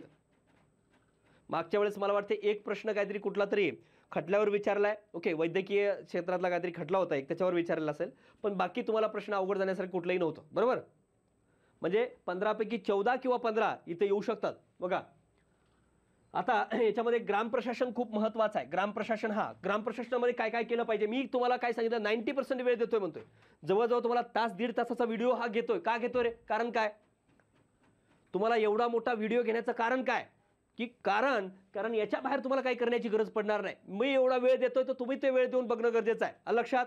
बघा आता या घटकावर मागील काही वर्षामध्ये 2 ते 3 प्रश्न जनरली विचारले जातात. जनरली काय बघायचं रे? सगळ्यात महत्त्वाचा समित्यामध्ये बलवंतराव मेहता आणि हे काय रे अशोक मेहता समिती, सिंघवी समिती. जनरली या 2 हिरो आहेत केंद्रातल्या समित्यामध्ये. राज्याची म्हणला तर वसंतराव नाईक समिती, बोंगिरवार समिती या महत्त्वाच्या आहेत. ओके. हां, लना बोंगिरवार, PB पाटील समिती असेल, वसंतराव नाईक समिती असेल, हे समित्या याच्या शिफारशी, स्थापना, अहवाल आणि शिफारशी खूप महत्त्वाचं आहे. त्याचा तुम्हाला बाहेर जायची गरज नाही. त्यानंतर 73वी आणि 74वी घटनादुरुस्ती याची कलम आणि कलमामधल्या तरतुदी. मग 73वी घटनादुरुस्ती आणि 74वी घटनादुरुस्ती ते तुम्हाला 243A पासून ZG पर्यंत कंपॅरेटिव्हली दिलेलं आहे. आणि ते कंपॅरिझन दोन्हीचं माहीत पाहिजे तुम्हाला व्यवस्थित. ते पण प्रत्येक 243D काय आहे, मग ते दोन्हीमधलं कंपॅरिझन. डी मध्ये काय? आरक्षण. तुम्हाला फटकन आठवलं पाहिजे. कुठलंही कलम विचारो ते आठवलं पाहिजे आणि आलं पाहिजे. 243S मध्ये काय? वार्ड समिती आहेत. कोणत्या आहेत? वार्ड समित्या स्थापन करण्यासाठी किती लागते लोकसंख्या? जनरली महानगरपालिकेमध्ये 3 लाखापेक्षा अधिक. ते तुम्हाला फटकन आलं पाहिजे. हां, राज्य वित्त आयोग, जिल्हा नियोजन समिती आणि राज्य निवडणूक आयोग याबद्दल माहित पाहिजे. आणि ग्रामीण आणि शहरी स्थानिक स्वराज्य संस्थापैकी तुम्हाला जास्त काय कशावर विचारतात? जिकडे ग्रामपंचायत आणि जिल्हा परिषद यावर जास्त प्रश्न विचारतात. अलग लक्षात. ते तुम्हाला चांगले अभ्यास पाहिजे. आपल्या नोट्समध्ये तुम्ही त्या ग्रामपंचायतसाठी पंचायत समिती ज्याला म्हणतो स्थानिक स्वराज्य संस्थेसाठी वेगळं तुम्ही नोट्स घ्यावं, कंबाईन नोट्स घ्यावं किंवा पुस्तक घ्यावं असं मला वाटत नाही. आपल्याच नोट्समध्ये जेवढं दिलं तेवढं वाचा, त्याच्या बाहेर जाणार नाही प्रश्न. ओके. विधिमंडळ बघा, या घटकावर दरवर्षी 1 किंवा 2 प्रश्न विचारतात. जनरली आता सध्या याच्यावर कलमावर प्रश्न लय फॉर्म मध्ये आहे कार्यक्रम. बरोबर. विधानमंडळाचे असतील, आता सगळे कलम तुम्हाला एकदम व्यवस्थित दिले. बघा तुम्ही आता जर नवीन बघितलं त्यामध्ये सगळं दिलेलं आहे. विधानमंडळ असेल, विधानसभा असेल, विधान परिषद असेल, त्या रिलेटेड जे काही क्वेश्चन्स आहेत, मग कशी प्रश्न येतात त्यानुसार आपल्याला माहित पाहिजे. जर एखाद्या कलमा लक्षात राहत नसतील तर ते वहीमध्ये लिहायचं किंवा रूममध्ये चिटकून टाकायचं. ब्रश करताना बघायचं. 168 विधानमंडळ, 168, 167 काय रे? 169 काय? चला, विधान परिषद निर्माण करणे, नष्ट करणे. पटकन 170 काय? 171 काय? तुम्हाला आठवलं पाहिजे. 110 काय? संयुक्त बैठक. हे फटकन आठवलं पाहिजे तिथं. रोज बघ, काय फरक नाही पडत.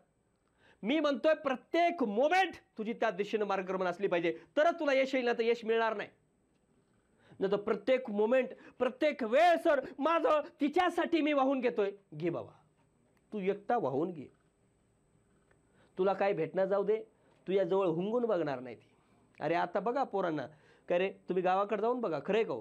गावाकडे जा, पोरग काय करते? नोकरीला आहे म्हणलं किती दिवस MPSC करते. MPSC वाल्याचे सगळ्यात मोठे हाल आहेत. पोरगी खरंय का? कोणी पोरगी देत नाही. कोणती नोकरी आहे? MPSC तर कोणी करते हो. काय नोकरी आहे? पोरग काय करते? इतके पोरीवाल्यांचे प्रश्न झाले. खरे इतके तुम्ही विचारही करू शकत नाही. रियालिटी आहे का नाही. म्हणून आपण काहीतरी आयुष्यामध्ये करून दाखवलं पाहिजे. म्हणजे त्याच्यासाठी म्हणून म्हणत नाही, आपल्या आईवडिलांसाठी, आपल्या स्वतःसाठी, मला समाजामध्ये काहीतरी करायचं आहे, मला काहीतरी करून दाखवायचं आहे, या आयुष्यामध्ये मी जन्म कशासाठी घेतलोय, मला काहीतरी करून दाखवायचं आहे म्हणून आपलं हे सगळं करायचं, नाहीतर अन्यथा नाही. लक्षात बघा, या घटकावर दरवर्षी 1-2 प्रश्न विचारले जातात. बघा विधिमंडळवर. ओके, बघू आता काय काय. बघा विधानसभा आणि विधान परिषद या महत्वाचं काय दिले रे, कलम. मागच्या वेळेस विचारलं नाही, तुम्हाला मागच्या वेळेस दिलेली स्ट्रॅटेजी आहे त्यामध्ये बघा कलमावर आलं की नाही. मी जे दिले त्यावर प्रश्न आलेत नाही. बघा 60+ PDF दिली, त्या बाहेर काय प्रश्न आहे का रे, तेच आहे तर सांगतोय ते, त्याचा फक्त एक्सप्लेन जास्त करतोय. लक्षात, त्याच्या बाहेर प्रश्न आलाय का हो, मागच्या वेळेसही आला नाही, येणारही नाही. तुम्हाला हेच करा, मी पुन्हा सांगतोय. आणि कायदा निर्मिती प्रक्रिया असेल, रचना असेल, काय स्ट्रक्चर, विधानसभा विधान परिषद मॅक्सिमम किती असतात विधानसभेमध्ये मेंबर, मिनिमम किती असतात विधान परिषदेमध्ये किती, एक सगळं स्ट्रक्चर, अर्थसंकल्प प्रक्रिया, अधिवेशनं, इतर बाबी आणि मुख्यमंत्री, मंत्रिमंडळ, महाधिवक्ता. महाधिवक्त्यावर विचारतात म्हणजे विचारतात. महान्यायवादीवर विचारणार पण महाधिवक्त्यावर विचारतात. कलम कोणता आहे 165, तिकडे कोणता आहे 76. माहित पाहिजे कंपॅरेटिव्हली. ओके. आणि या घटकावर विधान परिषद यावर अधिक प्रश्न विचारतात. कोणकोणत्या विधान परिषद आहेत विचारले की नाही. विधान परिषद निर्मिती, निवडणूक पद्धत, कमीत कमी व जास्तीत जास्त विधान परिषद सदस्य, पात्रता यावर प्रश्न विचारू शकतात. कायदा निर्मिती प्रक्रिया यात सामान्य विधेयक, धनविधेयक एजंट, धनविधेयक कोण मांडते असं विचारू शकतात.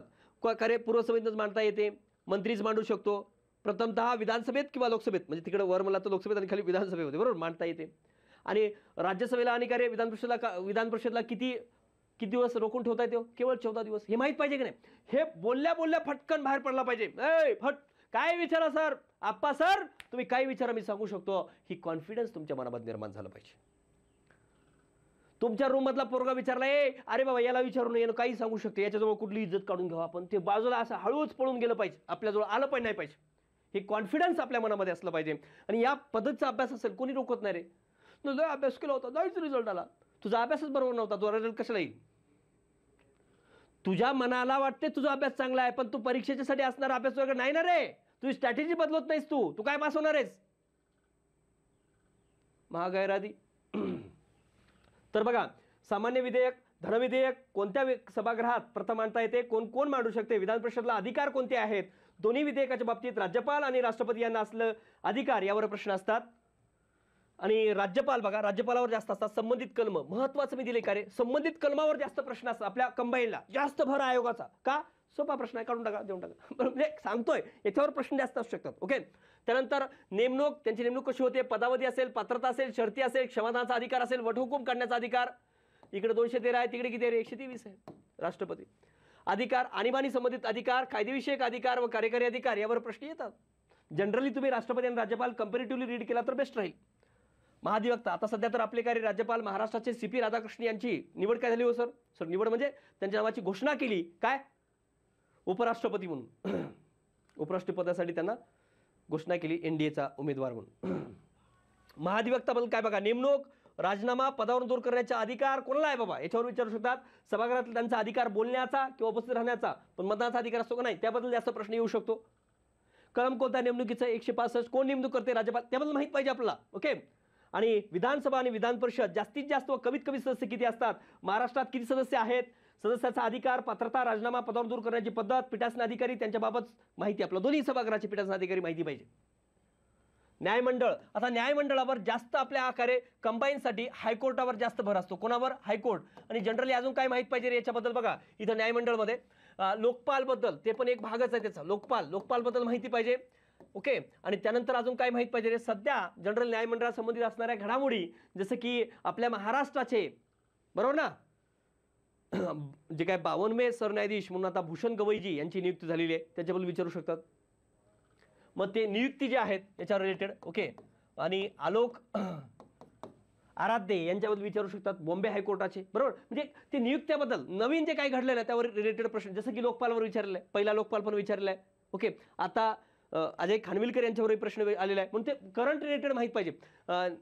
यशवंत वर्मा या प्रकरण माहीत पाहिजे बरोबर ना. म्हणजे करंट रिलेटेड जे मुद्दे आहेत ते आपला माहिती असणं गरजेचं आहे.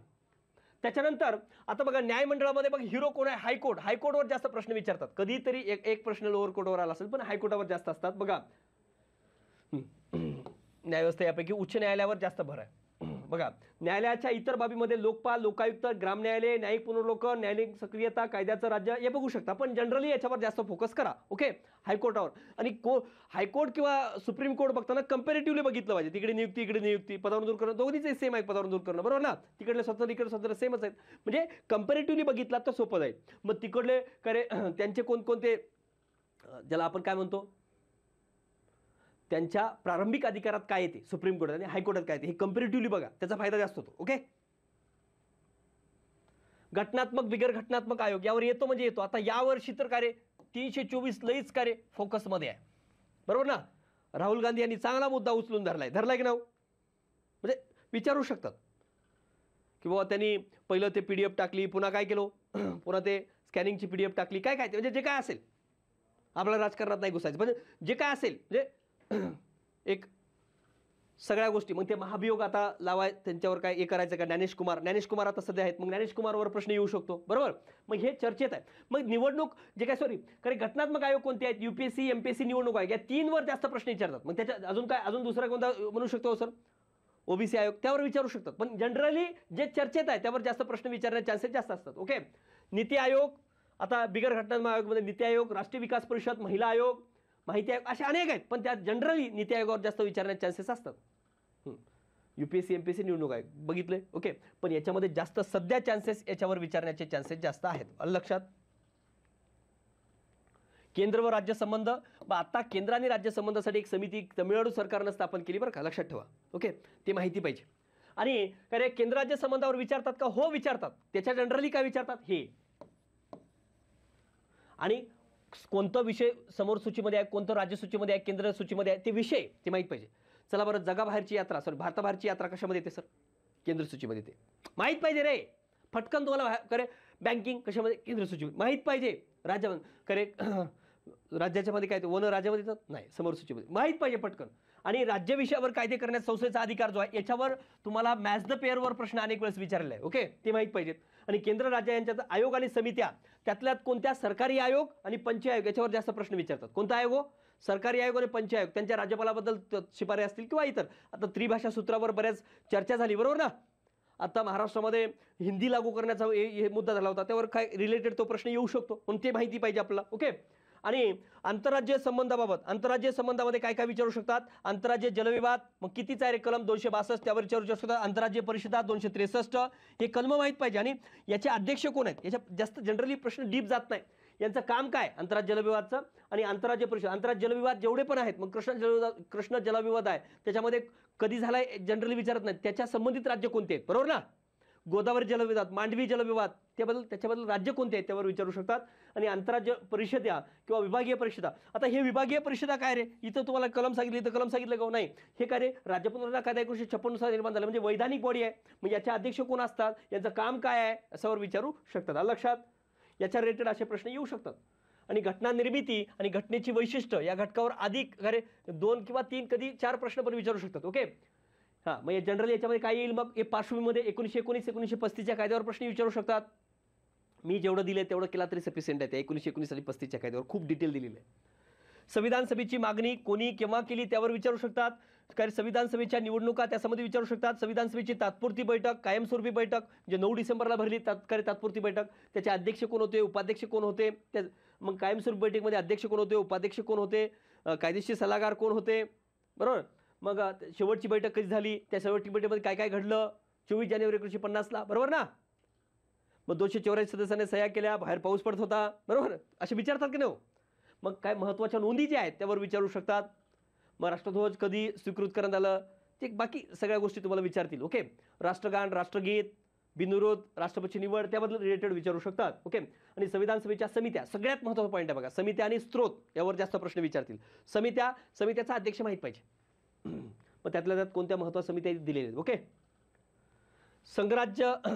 संघराज्यवाद आणि एकात्मक वैशिष्ट्य बघा, म्हणजे विचारतात प्रश्न. आता विचारला की नाही, मी हे मागच्या वर्षी दिले आहे तुम्हाला PDF, खरं आहे गो, आणि त्याच्यावर प्रश्न आला काढून बघ रे, मी जेवढं दिलंय त्याच्या बाहेर प्रश्न आहे का दाखवा. मी काय म्हणतो, हे घेऊन शिकवणारे खूप आहेत रे, खरं सांगतो तुम्हाला. आणि तुम्ही वापर करा की रे पोरो, आणि तुमच्यासाठी तयार करून दिले मी तुम्हाला, खरं सांगतोय. मग याची वैशिष्ट्य काय आहेत आणि त्याच्यात संबंधित असणारी काय मतं वेगवेगळ्यांची काय तेवर विचारू शकतात. घटनेचे स्त्रोत, म्हणजे कोणत्या देशाकडून आपण काय घेतलंय, म्हणजे मूलभूत हक्क कोणाकडून घेतलं, USA.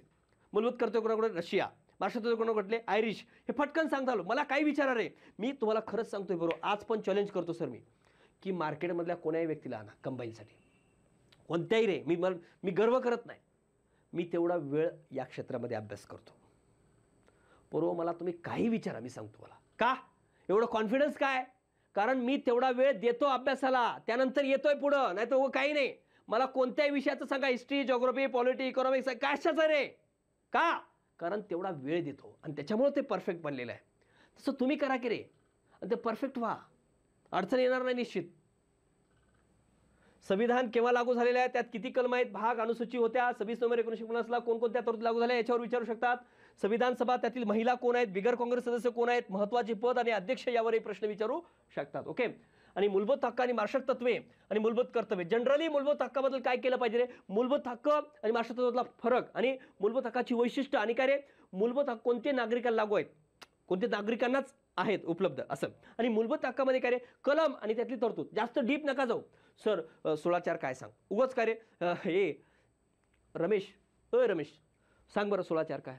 अरे एकदा काहीतरी प्रश्न विचारला तुम्ही राजेशाह मुख्यला, कधी सब आर्टिकल विचारलेत का, निश्चित नाही. हां, फक्त ते वाचून घ्या, त्यातले तरतूद माहिती असावे थोडीफार, पण त्याच कलमात तरतूद अशी काही गरज नाही. पण सांग बरं 15(5) काय, 15(6) काय, अरे काय गरज आहे, माहीत असायची गरज नाही रे, उगाच वाचत बसतोय ते. काय गरज नसताना काय करायची, वेळ घालवायची काय गरज आहे का, निश्चित नाही. त्यानंतर बघा, मूलभूत हक्काने कार्य याचा अभ्यास करताना मूळ कलम, त्यातील मुख्य तरतूद एवढंच माहीत पाहिजे. हां, FR आणि DPSP यातला फरक माहीत पाहिजे, वैशिष्ट्य, महत्त्व, स्रोत वगैरे, रीट महत्त्वाचे आहेत. ओके. मार्शल तत्व बघा, यात कलम आणि त्यातलं मुख्य तरतूद एवढंच माहीत पाहिजे. कीवर्ड विचारलं तुम्हाला, कलम 47 काय हो, पोषणमान, राहणीमान, उंचावणे, म्हणजे ते दारूबंदी संबंधित कलम आहे. कीवर्ड फटकन लक्षात आलं पाहिजे. कलम 45 काय, वर्डिंग चेंज केली, 6 वर्षापर्यंत बालकाचं काहीतरी आहे, 6 वर्षापर्यंत. तुम्ही जर बघितलं का रे, 86वी घटनानुसार 3 भागामध्ये चेंजेस केलं, मूलभूत हक्क, मार्शल तत्वे आणि मूलभूत कर्तव्य. सर मग काय मूलभूत हक्कात काय केलं, 86वी घटनानुसार 21 कलम ऍड केले, त्यामध्ये 6 ते 14 आहे. आणि का रे, के जो काय मूलभूत कर्तव्य ऍड केले त्यामध्ये 6 ते 14 आहे. फक्त कशामध्ये, कलम 45 मध्येच काय हो, 6 वर्षापर्यंत. 6 ते 14 आहे का हो तिथं, नाही. डिफरन्स लगेच बाहेर पडतो, ज्यांना अभ्यास केला त्याला कळतंय. नाही तर काही नाही, उगाच वाचत बसते, काय केलं, बरोबर आहे, काय येड्याचा बाजार. मग काय, कलम आणि त्यातलं मुख्य तरतूद ही माहीत असणं पाहिजे. आणि काय रे, अजून महत्त्वाचं मार्शल तत्वामध्ये काय करायचं, जे अमेंडमेंटमध्ये जे अमेंडमेंटनुसार जे टाकलेत, म्हणजे उदाहरणार्थ काय रे, 42वी घटना दुरुस्तीने कोणतं टाकलंय, 44वी कोणतं टाकलेलं आहे, 86वी घटना दुरुस्ती कोणतं टाकलं आणि 97वी घटना दुरुस्ती कोणतं टाकले, हे माहीत पाहिजेच. कोणकोणती कलम, कोणकोणत्या तरतुदी 42, 44, 86 आणि 97 टाकलेल्या आहेत ती माहीत पाहिजे. ओके. आणि मूलभूत कर्तव्यामध्ये काय माहीत पाहिजे रे, ते काय रे, कोणती घटना दुरुस्ती आहे, कोणतं भाग आहे, कोणतं कलम आहे त्याबद्दल. ओके. आणि कोणत्या समितीनुसार ते ऍड केलेत, आणि मूलभूत कर्तव्याची सिक्वेन्स आणि मूलभूत कर्तव्य चांगल्या प्रकारे माहीत पाहिजे. बस, दॅट्स इट. ओके. हां, विचारवंताची मतं वगैरे लक्षात ठेवू शकता. संघराज्य व राज्यक्षेत्र प्रस्तावना यावर अधिक. आता प्रस्तावनेवर काय विचारतील हो सर, संघराज्य व राज्यक्षेत्र, तसं काय रे, त्यामध्ये संघराज्य व राज्यक्षेत्रामध्ये कलम 1 ते किती आहे तो, 4. आणि त्यामध्ये जनरली कलम 1 मध्ये काय, India that is a Bharat shall be union of states, आणि 2 मध्ये काय, नवीन राज्य समाविष्ट करून घेणं वगैरे काय. ओके. आणि कलम 3 मात्र जास्तीत जास्त प्रश्न विचारतात. मग कलम 3 जास्त डीप बघा. ओके. अस्तित्वात असणाऱ्या म्हणजे टेरिटरीचा भाग असणारा, त्याबद्दल त्याच्यामध्ये काही चेंजेस करायचे असतील तर तो सर्वस्व अधिकार जो कोणाला दिलाय, संसदेला दिलाय. भारतामध्ये काय रे, भंजक राज्याचा अभंजक संघ आहे आपला, ते माहीत पाहिजे. ओके. आणि मग बाकी काय पाहिजे, संघराज्य राज्यक्षेत्रामध्ये जे वेगवेगळे काय स्थापन केले, समिती, आयोग असतील, कोणकोणते आहे, तो दार कमिशन असेल, JP कमिटी असेल, राज्य पुनर्रचना आयोग असेल. आणि मग त्यानंतर निर्माण झालेली जी राज्य आहेत 1953 पासून, आंध्र प्रदेश पासून ते सध्याच्या दादर, नगर हवेली, दमन, दीव पर्यंत माहिती पाहिजे. खरंय का हो, तुम्हाला हे माहिती पाहिजे. याच्या पलीकडे काय प्रश्न झाला त्यामध्ये. प्रस्तावनेमध्ये काय विचारतात रे, प्रस्तावना ही काय, कुणी आणली, पंडित जवाहरलाल नेहरू 13 आणली म्हणजे कुणी समाविष्ट करायला सांगितलंय किंवा कुणी मांडलंय ते. ऑब्जेक्टिव्ह रिझॉल्युशन 13 डिसेंबर 1946 रोजी मांडलं, 22 जानेवारी 1947 रोजी मंजुरी मिळाली. माहीत पाहिजे. पंडित जवाहरलाल नेहरू यांनी. मध्ये कोणत्या देशामध्ये होतं रे, अमेरिकेत होती प्रस्तावना, तिथून आपण कॉन्सेप्ट घेतली, प्रस्तावनेचा कंटेंट पंडित जवाहरलाल नेहरू यांनी तयार केली, माहीत पाहिजे.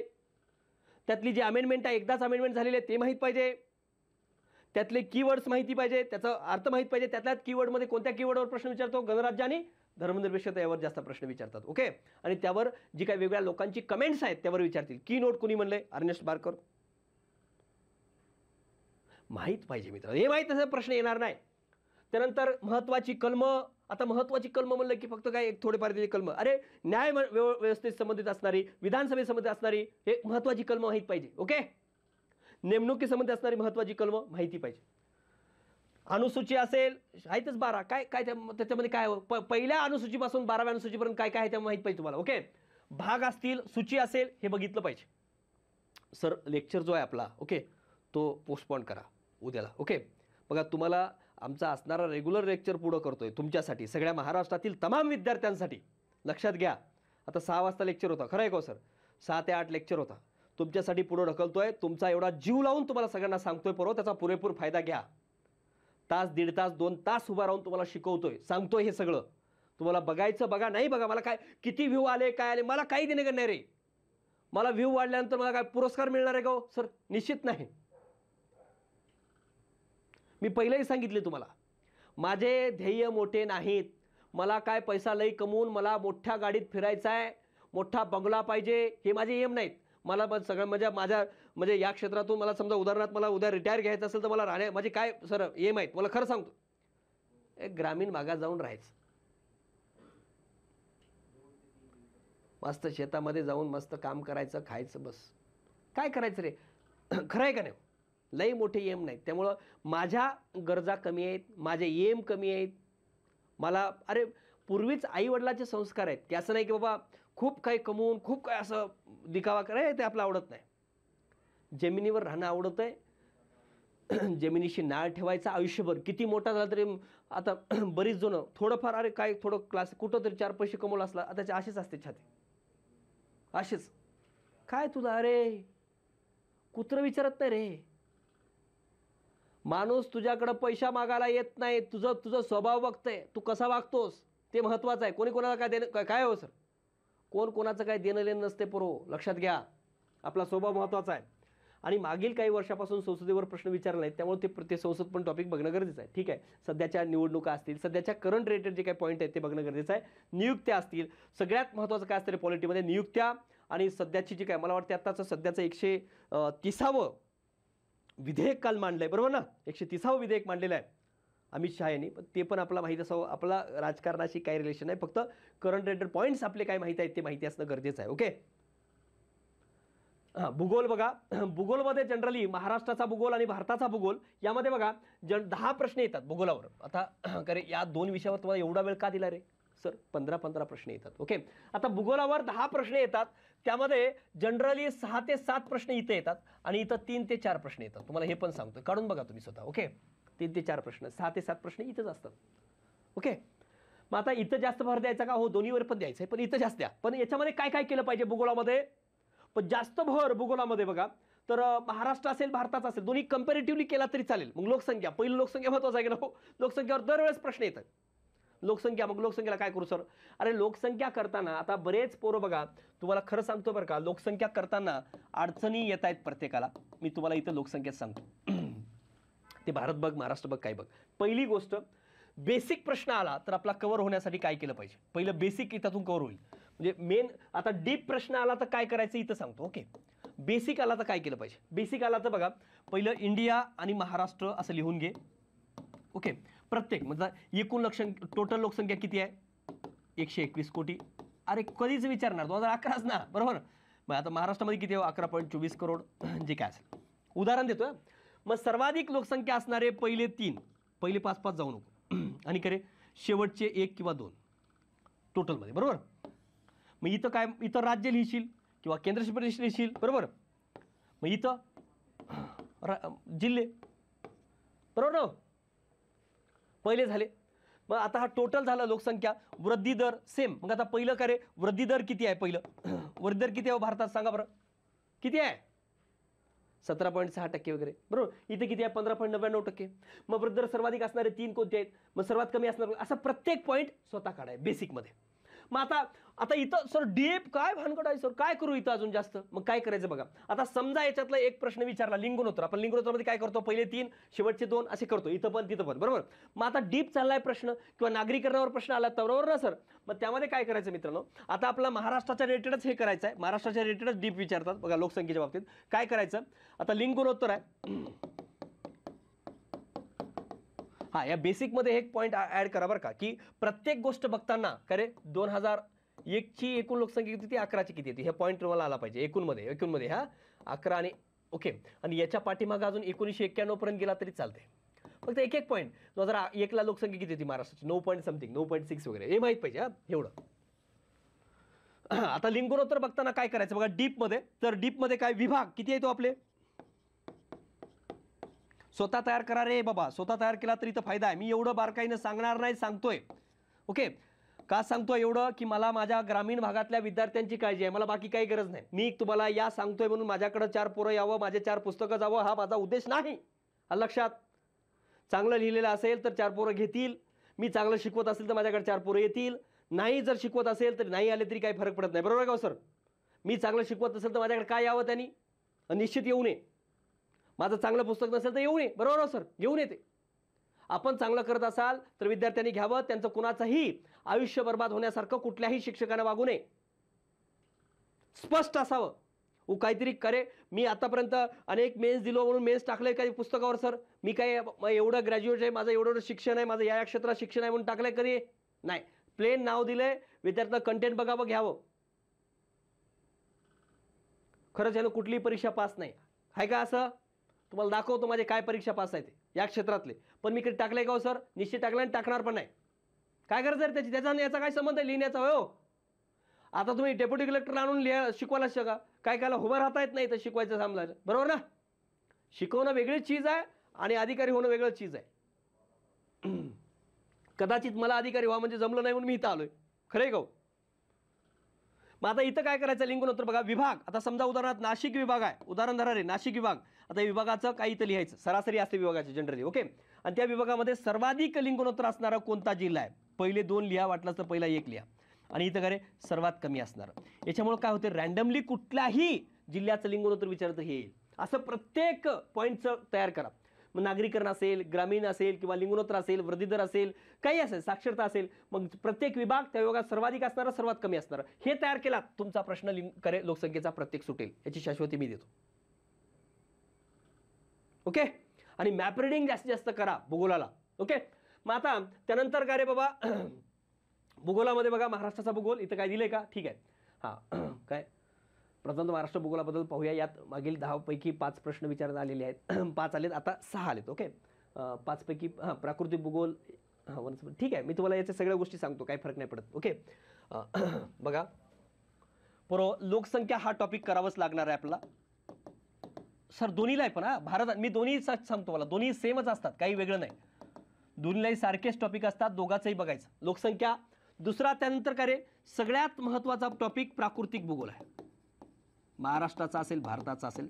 आता महाराष्ट्राच्यावर जास्त भर द्या प्राकृतिक भूगोल. प्राकृतिक काय येतो, महाराष्ट्राचे प्राकृतिक विभाग, किल्ले. आता शिवरायांनी बांधलेल्या 12 किल्ल्यांना जागतिक वारसा स्थळाचा दर्जा मिळाला आहे, बरोबर? मग ते माहीत पाहिजे की नाही? तुला झोपीत जर विचारत 12 किल्ले माहीत पाहिजे. आजही किती लोकांना 12 किल्ले माहीत आहेत रे? मोठेपणा करता पण 12 किल्ले माहीत आहेत का रे? काय बऱ्याच जणांना माहीत नाही, पण 12 किल्ले आपल्याला माहिती पाहिजे. आपण शिवरायांच्या भूमीमध्ये राहतोय, कळलं का? प्रत्येकाला माहीत पाहिजे, कोणी विचारो. एकच कुठं आहे, तमिळनाडूमध्ये आहे, जीजी, बरोबर ना? आपल्याला प्रत्येकाला माहीत पाहिजे, शिक्षक असो ना कुणी असो. हा, प्राकृतिक भूगोलमध्ये काय काय बघितलं पाहिजे, किल्ले असतील, डोंगर रांगा असतील, शिखरं असतील. कोणतं शिखर सर्वाधिक उंच शिखर जगामध्ये, कोणतं शिखर उंच आहे? Mount Everest. भारतातलं कोणतं आहे? K2. पूर्व हिमालयातलं तुम्हाला माहित पाहिजे, कोणतं शिखर विचारताना उंची सहित सगळं माहित पाहिजे. नेपाळमध्ये आहे सर, सर्वात जगातलं सर्वोच्च शिखर कोणतं आहे? 8848 मीटर सर, नेपाळमध्ये आहे. सागरमाता पण म्हणतात सर. भारतातलं सर्वोच्च शिखर K2 गॉडविन ऑस्टिन म्हणतात सर, 8611 मीटर आहे सर. पूर्व हिमालयातलं सर्वोच्च शिखर कोणतं आहे रे? कोणतं आहे पूर्व हिमालयातलं? कांचनजंगा आहे सर. कांचनगंगा म्हणा, काय म्हणायचं म्हणा. सिक्कीममध्ये आहे, 8598 मीटर आहे सर. महाराष्ट्रातलं सर्वोच्च शिखर कोणतं आहे रे बाळा? महाराष्ट्रातलं सर्वोच्च शिखर कळसुबाई आहे, 1646 मीटर आहे सर. आणि सह्याद्री पर्वतातलं सर्वोच्च शिखर कोणतं आहे? अनाईमुडी आहे सर, 2695 मीटर सर. सांगता आलं पाहिजे. अरवली पर्वतातलं सर्वोच्च शिखर कोणतं आहे? 1722 मीटर गुरु शिखर आहे सर. सांगता आलं पाहिजे. आपलं हे जमत नाही. मला काही विचारा, मला माहित आहे सर, फॅक्ट विचारा, कन्सेप्ट विचारा, मी कुठल्याही मोडमध्ये नाही. UPSCचा मी सर UPSC केली, आता मी कंबाईन करतो बरं का, मला फक्त कन्सेप्ट, मला ते कसं साहेब तुमच्या कंबाईन तुमच्या याच्या पोरांसारखं ना, कंबाईनच्या आणि राज्यसेवेच्या पोरांसारखे मला ते फॅक्ट लक्षात राहत नाहीत. मला पाठ करू वाटत नाही बरं का. आमचा तो दर्जा नाही. ते एक iPad घेते हातात आणि असं फिरते. इकडे तू, इकडे सांग बरं, तुला कुठली कन्सेप्ट चांगली माहिती आहे? नाही ती आम्हाला नसते बरं का. ते GDP GNP मधलं फरक सांग. नाही मला माहीत नसते बरं का, ते आम्हाला नसते. आमचं थोडं वेगळी कॅटेगरी आहे. कुठली कॅटेगरी आहे? एलियन बिलियन आहेस काय? खरं आहे का नाही रे? तुला माहीत पाहिजे ना रे. तू MP मग काय साठी मरायला आला का आमची MPSC करायला? मर ना तिकडंच. एक सांगतोय, म्हणजे सगळेच UPSC करणारे असे असतात नाही, काही लई नको भारी असतात. माझ्याकडे पण आलतं एक, मला म्हणला सर असं आहे तसं आहे, माझं आपला असा दर्जा आहे तसा दर्जा आहे. कसाही दर्जा असो, हे करावं लागलं नाही तर जा तिकडे म्हणलं. खरं आहे गो, करा वाटलं करण्यात द्या म्हणलं तिकडं. प्राकृतिक बोलमध्ये काय काय, मग शिखर, उंची, त्यानंतर अजून काय सांगितलं, घाट माहीत पाहिजे. घाट कोणते घाट हो? ओय तुम्हाला सांगितले बरं, मुंबई पुण्याला जायला कोणतं घाट आहे. मग ते बघा, घाटमध्ये काय माहीत पाहिजे, उत्तरेकडून दक्षिणेकडे जाणारे घाट, आणि काय रे ते घाट कुठून कुठं जाते, हे 2 गोष्टी माहीत पाहिजे. तुम्हाला उत्तरेकडून दक्षिणेकडे क्रम सांगितलाय, कसं ते ट्रिकद्वारे. थळमाळावर बोरं झाल्यास कुंभ आंबा फुडितो आंबोली, त्याद्वारे ते सांगितलंय. मग किल्ले, घाट, शिखर सगळं माहीत पाहिजे. ओके सर, तुम्ही अरे मला काही विचार, मी सांगतोय म्हणतो तुला. ओके, ते सगळं माहिती पाहिजे या प्राकृतिक भूगोलमध्ये. ओके, मग आपले जे काय सह्याद्री असेल किंवा पश्चिम घाट असेल किंवा जे काय असेल, म्हणजे आपल्या रिलेटेड जे काय असेल. ओके, मग दख्खनचा पठार असेल त्या रिलेटेड माहिती पाहिजे. त्याच्या डोंगर रांगा असतील, मग नदी खोरं कोणतं वेगळं करते ते सगळं त्या रिलेटेड विचारू शकतात. ओके, गरम पाण्यात झरे, थंड पाण्यात झरं, म्हणजे धबधबे, थंडाव्याचं ठिकाण, काय विचारले ते माहीत पाहिजे प्राकृतिकमध्ये. ओके, त्यानंतर काय रे तिसरा, हवामान. भारतात असेल, महाराष्ट्रात असेल, हवामान सर्वाधिक पाऊस पडणारं ठिकाण असेल, सर्वात कमी पाऊस पडणारं ठिकाण असेल, सध्याचे चक्रीवादळ असतील त्या रिलेटेड आपल्याला माहीत पाहिजे. मान्सून काय आहे, मान्सूनची निर्मिती कशी होते त्या रिलेटेड. ओके, वनामध्ये काय माहीत पाहिजे, वनाचे प्रकार. त्यानंतर काय रे राष्ट्रीय उद्यानं, म्हणजे राष्ट्रीय उद्यानं किंवा अभयारण्य काय विचारतो याच्यावर प्रश्न आतापर्यंत 99.99% वनावर प्रश्न काय विचारला हो, राष्ट्रीय उद्यानं किंवा अभयारण्य ती कुठे आहेत.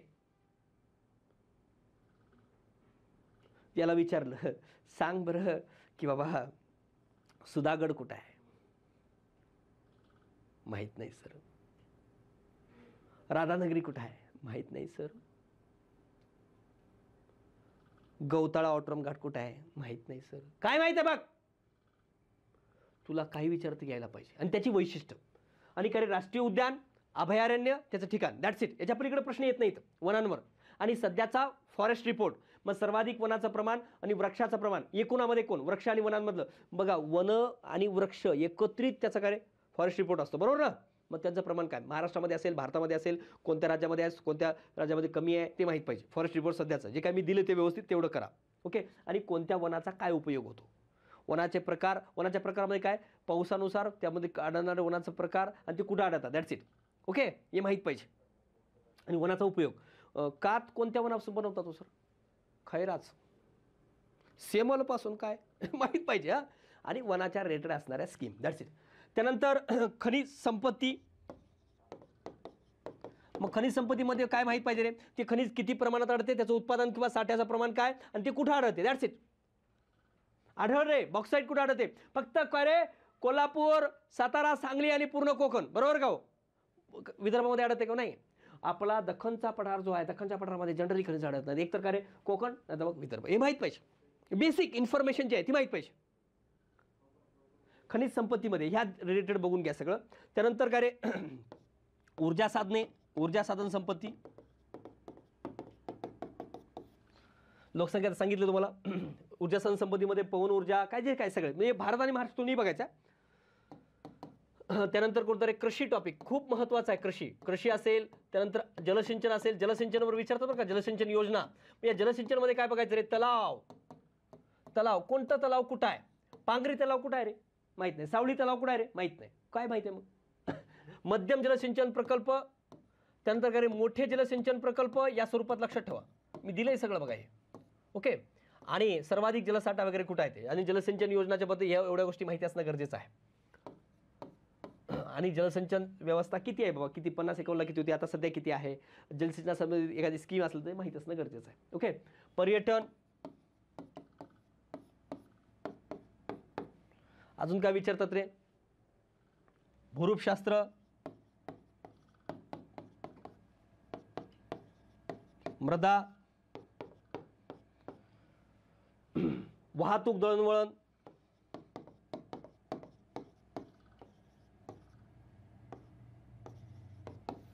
अशी तुम्हाला हे टॉपिक माहिती पाहिजेत. आलं लक्षात.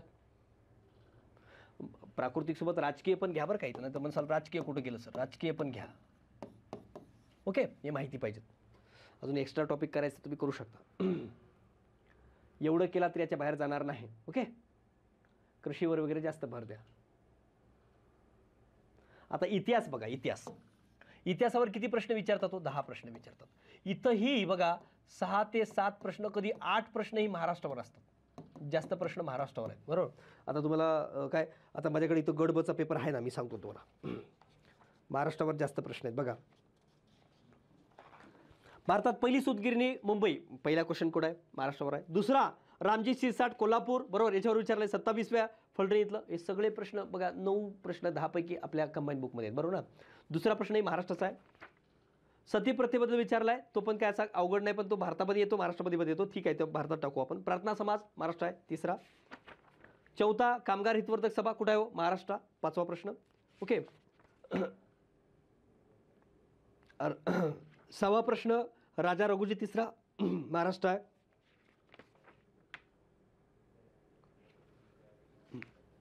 आणि खरे हे होम रूल तर नॉर्मली म्हणजे महाराष्ट्रात पण घ्या, कुठे घ्या, सारखाच आहे, म्हणजे कन्सेप्टवर विचारलाय, बरोबर. अशा 7 प्रश्न याच्यावर आलेले आहेत. आणि दुसरा प्रश्न विचारलाय कुठला, इंडियन असोसिएशनबद्दल, तो भारतामध्ये येईल. म्हणजे 7 प्रश्न आलेत, फक्त 3 प्रश्न सोडलात तर, बरोबर. 6 ते 7 प्रश्न कशावर आहे, तो महाराष्ट्रावर आहेत. दिले. आता याच्यामध्ये बघा, मी तर म्हणतोय आत्ताच्या रिलेटेड प्रश्ना संबंधित धरला तर इतिहासमध्ये 10 पैकी 10 येतील, बरोबर, 10 पैकी 10 जर व्यवस्थित केलात तर. ओके. आता याच्यामध्ये काय काय केलं पाहिजे महाराष्ट्राच्या रिलेटेड पहिले बघू. ओके. महाराष्ट्राची शेतकरी चळवळ, मग शेतकरी चळवळमध्ये काय बघायचं, शेतकऱ्याच्या सुपे भागातला उठाव आणि त्या संबंधित माहिती. महाराष्ट्रात कोणकोणत्या ठिकाणी शेतकरी चळवळ उठाव झाला आणि त्या उठावातले प्रमुख नेते कोण आहेत त्याच्यावर विचारू शकतात. आणि डेक्कन रॉयल्स कमिशन आणि त्यावर आधारित the Deccan agriculture relief act कधीच आहे त्याबद्दल रिलेटेड विचारतील. आणि शेतकरी संघटना आणि त्याचे नेते, एवढंच. ओके. कोणकोणते महत्त्वाचे टॉपिक इतिहासामध्ये बघितले पाहिजे ते देतो मी या ठिकाणी. त्यानंतर बघा कामगार चळवळ भारत आणि महाराष्ट्र, यामध्ये नारायण मेघाजी लोखंडे यांच्याबद्दल माहिती असणं गरजेचं आहे. केशवराव भालेकर असतील, त्यानंतर यांच्या बाबतीत सविस्तर माहिती पाहिजे. कामगार संघटना जनरली बघा, हे तुम्हाला पहिले पण दिलेत मी. कामगार संघटना कशावर विचारले तुम्हाला, आता याच्यावर विचारले, बरोबर ना. मग एवढ्या कामगार संघटना माहिती पाहिजे. कुठल्या, बॉम्बे मिल हँड असोसिएशन, बऱ्याच ठिकाणी तुम्हाला आत्ताही आयोगाचा पेपर काढून बघा मित्रांनो. बॉम्बे मिल हँड असोसिएशन आयोगानं एका ठिकाणी 1890 दिलंय, एकदा 1884 दिलंय. नेमकं कधी स्थापन आहे हे आयोगालाच माहीत नाही. खरं आहे का, तुम्ही काढून बघा. इव्हन कामगार हितवर्धक सभेचं पण वेगळं दिले. मग काय रे, 1890 म्हणायचं का 1884 म्हणायचं, हे कन्फ्युजन आहे. तुम्ही काढून बघा, आयोगाचे प्रश्न काढून बघा, तुम्हाला लक्षात येईल रे. मी स्पष्ट केलं त्यामध्ये जे काय आहे ते. त्यानंतर मद्रास लेबर युनियन असेल, सोशल सर्व्हिस लीग असेल, अहमदाबाद टेक्सटाईल लेबर असोसिएशन कोणी स्थापन केले, कधी स्थापन केले आणि त्यामध्ये कोण नेते आहेत, एवढंच बघायचं या पॉईंटबद्दल.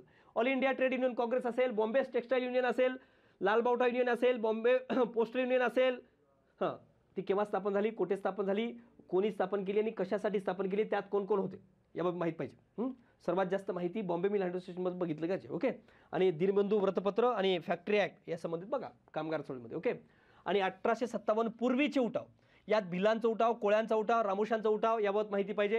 आणि त्यात म्हणजे त्यात जनरली काय बघायचं, नेतृत्व कोणी केले, त्यात कोणी भाग घेतलाय आणि उठावाचं कारण काय होतं, उठावाचा शेवट कसा झालाय. ओके.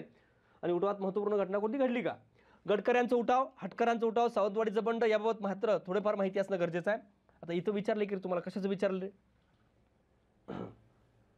कुठलं विचारलंय, कोल्हापूरचं विचारलंय, रामजी कुठलं रे, सॉरी गडकऱ्यांचा उठाव वगैरे, बरोबर ना. भिल्ल, कोळी, रामोशी यांच्या प्रमुख नेत्याबद्दल सविस्तर माहिती पाहणं गरजेचं आहे. ओके. 1857च्या उठावामध्ये बघा, हा घटक महाराष्ट्र आणि भारत दोन्हीमध्ये तेच आहे. यामध्ये काय बघायचं, उठाव नेमका कोणत्या ठिकाणी झालेला आहे, उठावाचं नेतृत्व कोणी केले, त्याचं बिमोड कोणत्या इंग्रज अधिकाऱ्याने केले, विचारले ना, बरोबर ना. याच्यावरच बेसिकली यावर विचारतात. उठावाची नेमकी कारणं काय होती, उठावात कोणी भाग घेतलाय, उठावाचं कोण इंग्रजांनी मदत केली यावर, आणि उठावात वेगवेगळ्या तज्ञांची मतं विचारले की नाही हो, कोण म्हणलंय झाशीच्या राणीवर, बरोबर ना. प्रश्न आला काढून बघ रे. मी जे देतो ना एवढ्याच पॉईंट अँगलनं बघा, त्याच्या बाहेर बघवायची गरज नाही. बघायचं कुठेही बघ बाबा, तुला तुझ्या मनावर आहे. पण मी एवढा काही मागच्या 10-15 वर्षाच्या अभ्यासातून हे सांगतोय, म्हणून तेवढंच करा, त्याच्या पलीकडे करायची गरज नाही. 1857च्या उठावानंतर कोणते बदल इंग्रज सरकारने केले, म्हणजे 1858चा कायदा असेल किंवा काय रे ब्रिटिश पार्लमेंटची सत्ता गेली त्यानंतर काय काय झाले वगैरे. ओके, मग महाराष्ट्र आणि 1857चा उठाव यामध्ये जमखिंडी असेल, सोलापूर असेल, पेठचा उठाव असेल, सातारा असेल रंगो बापूजी गुप्ते यांचं, नरगुंदचं असेल, कोल्हापूरचा असेल, औरंगाबाद, मुंबई, नागपूर या ठिकाणचे उठाव असतील, आणि ते उठाव करणारे आणि बिमोड करणारे इंग्रज अधिकारी हे माहीत पाहिजे. ओके, काँग्रेस पूर्व राजकीय संघटना ईस्ट इंडिया असोसिएशन कशावर विचारलंय आता प्रश्न तुम्हाला सांगितलंय, कशावर विचारलंय, इंडियन असोसिएशनवर विचारलंय. ओके, कशावर, इंडियन असोसिएशनवर विचारलंय, याच्यावर आलाय की नाही बघा प्रश्न. हे तुम्हाला याच्या अगोदरच PDF टाकलेली आहे 60+ बघा तुम्ही काढून. इंडियन लीग करे London Indian association, national conference करे British India association, Madras Mahajan Sabha याबाबत माहिती पाहताना स्थापना, संस्थापक, सदस्य, उद्देश, शाखा आणि त्याचा प्रमुख, मागण्या, कार्य याबाबत विचारतात. ओके, आणि महाराष्ट्रामध्ये डेक्कन सभा, बॉम्बे असोसिएशन, पुणे सार्वजनिक सभा, बॉम्बे प्रेसिडेन्सी असोसिएशन याबाबत माहिती पाहताना स्थापना, संस्थापक, सदस्य, उद्देश, शाखा व त्याचे प्रमुख, मागण्या, कार्य याबाबत प्रश्न विचारू शकतात. काँग्रेसची स्थापना आणि अधिवेशनं याबद्दल बघा, काँग्रेस स्थापनेची पहिली अधिवेशनं आणि अगदी त्याबद्दल सविस्तर माहिती पाहिजे. काँग्रेसची महत्त्वाची अधिवेशनं लखनौ अधिवेशन असेल, सुरत अधिवेशन असेल, अलाहाबाद अधिवेशन असेल, फैजपूर अधिवेशन असेल, कलकत्ता अधिवेशन असेल, लाहोर अधिवेशन असेल, याबाबत माहिती पाहताना अधिवेशन कशासाठी प्रसिद्ध होतं, त्या अधिवेशनाचे अध्यक्ष कोण होते याबाबत माहिती पाहिजे गरजेचं आहे. बघा, the British committee of Indian national Congress हे मी तुम्हाला दिलेली आहे 60+ PDF आत्ताही काढून बघा. तुमच्या प्रश्न तुम्हाला याच्यावर विचारला की नाही बघा, गड बोला तुम्हाला याच्यावर प्रश्न आलाय. 27 जुलै 1889 रोजी लंडन या ठिकाणी ब्रिटिश इंडिया कमिटी यावर विचारला. मी काय सांगतो, मी जेवढं दिले ना त्याच्या बाहेर प्रश्न आलाही नाही आणि येणारही नाही. काँग्रेसचे अधिवेशनं आणि अध्यक्ष इंग्रज अधिकारी केव्हा केव्हा होते, दादाभाई नौरोजी कोणकोणत्या वर्षी अध्यक्ष होते, महिला कोणत्या अधिवेशनात सहभागी झाल्या होत्या, काँग्रेस कोण काय म्हणाले, ॲलन ह्यूम वगैरे काँग्रेस संबंध त्यावर विचारू शकतात. काँग्रेसचं अधिवेशन त्याचे अध्यक्ष हे वाचून घेतलं पाहिजे. ओके, सामाजिक धार्मिक सुधारणा चळवळी त्यामध्ये बघा, ब्राह्मो समाज, प्रार्थना समाज, आर्य समाज, हिंदू महासभा, भारत सेवक समाज, मानव धर्म सभा, परमहंस सभा, सतयुग समाज, शारदा सदन, आर्य महिला समाज याबाबत माहिती पाहताना स्थापना, पहिली गोष्ट तुम्हाला स्थापनेवर प्रश्न आला, बरोबर ना सर.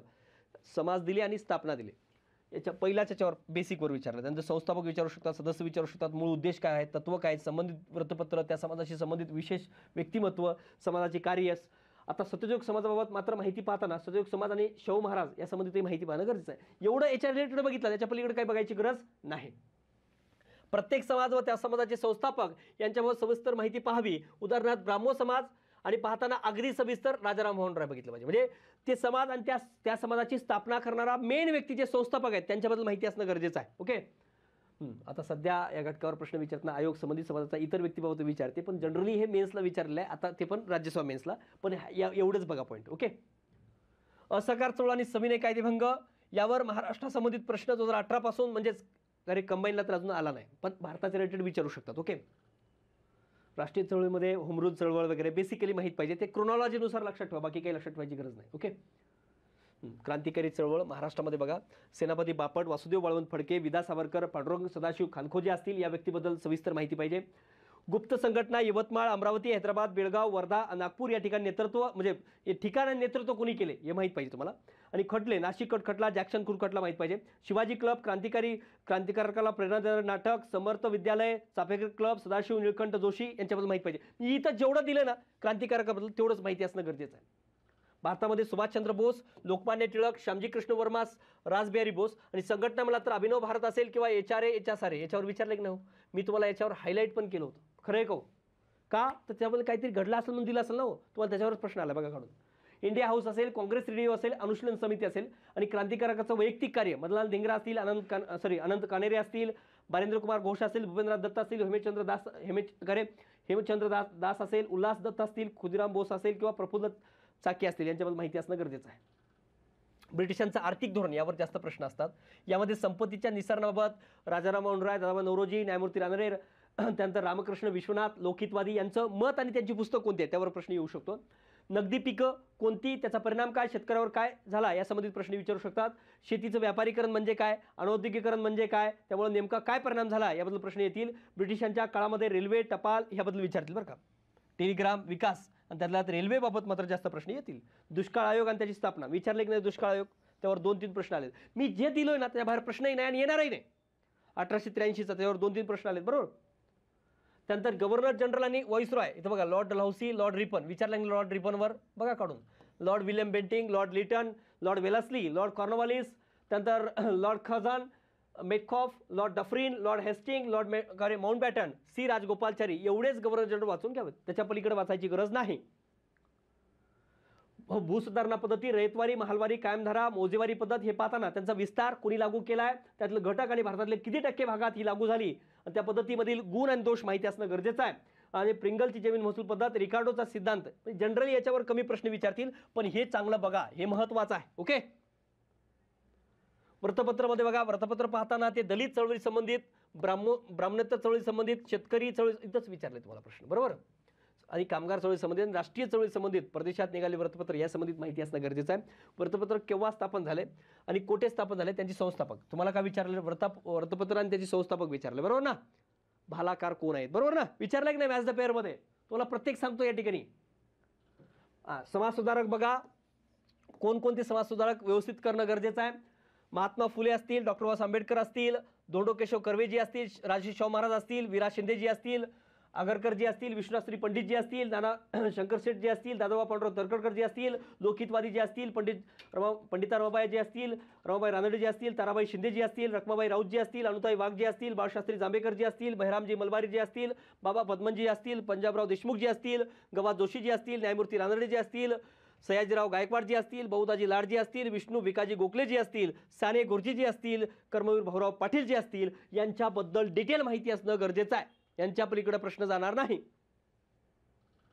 सामान्य विज्ञानमध्ये बघा, 15 पैकी तुम्हाला अर्धा प्रश्न जर बरोबर आणायचे असतील तर तुम्हाला लिमिटेड सोर्स ठेवावं लागेल आणि मॅक्सिमम रीडिंग करावं लागेल. त्यासाठी पहिलं काय करा, या सामान्य विज्ञानसाठी बघा तुम्हाला पहिलेही सांगितलंय, याच्यासाठी चांगला सोर्स काय रे, 8वी 9वी 10वीचे स्टेट बोर्ड बघा. ज्याला शक्य आहे त्यांनी हे बघायचं आणि त्यानंतर काय करायचं रे, 21,000 प्रश्न संचामधले सगळे प्रश्न बघून घ्या. ओके, महत्वाचं आहे. आणि मग काय कोणकोणते टॉपिक महत्वाचे आहेत बघा. 9 प्रश्न कशावर असतात रे, 9 8 बी नाही, 9च प्रश्न असतात. ओके, कशावर, कंबाईनला, बायोवर, आणि 3 प्रश्न फिजिक्सवर, 3 केमिस्ट्रीवर. हे त्यांचं कार्य कंटिन्युअसली असंच चालू आहे बरोबर ना. मग 9 प्रश्न जर बरोबर असतील तर याच्यावर चालेल का बघा प्रश्न मी दिलेल्या टॉपिकवर. सजीवांचं वर्गीकरण, वनस्पतीचं वर्गीकरण, मग त्यामध्ये मग बघा तुम्हाला सांगितलं बेंथनम हुकर किंवा कार्लिनियस किंवा विटाकर, थिओफ्रेड्स किंवा एचर, टॅक्सनॉमी याच्यावर प्रश्न येतात. किंवा मग काय वनस्पतीचे वर्गीकरण काय विचारतात, थॅलोफायटा, ब्रायोफायटा, टेरिडोफायटा, तिन्हीपैकी एक विचारतील ना रे. आता थॅलोफायटामध्ये जनरली येणारं शेवाल, मग शेवालावर विचारले की नाही, शेवालाच्या वर्णकावर विचारले की नाही रे आता ए बाबा, मग त्यावर जास्त प्रश्न येतात. बघा नायट्रोजन स्थिरीकरण करणारे सूक्ष्मजीवावर विचारू शकतात. आणि जनरली काय रे, ब्रायोफायटा किंवा ब्रायोफायटावर जास्त प्रश्न येण्याचे चान्सेस जास्त असतात.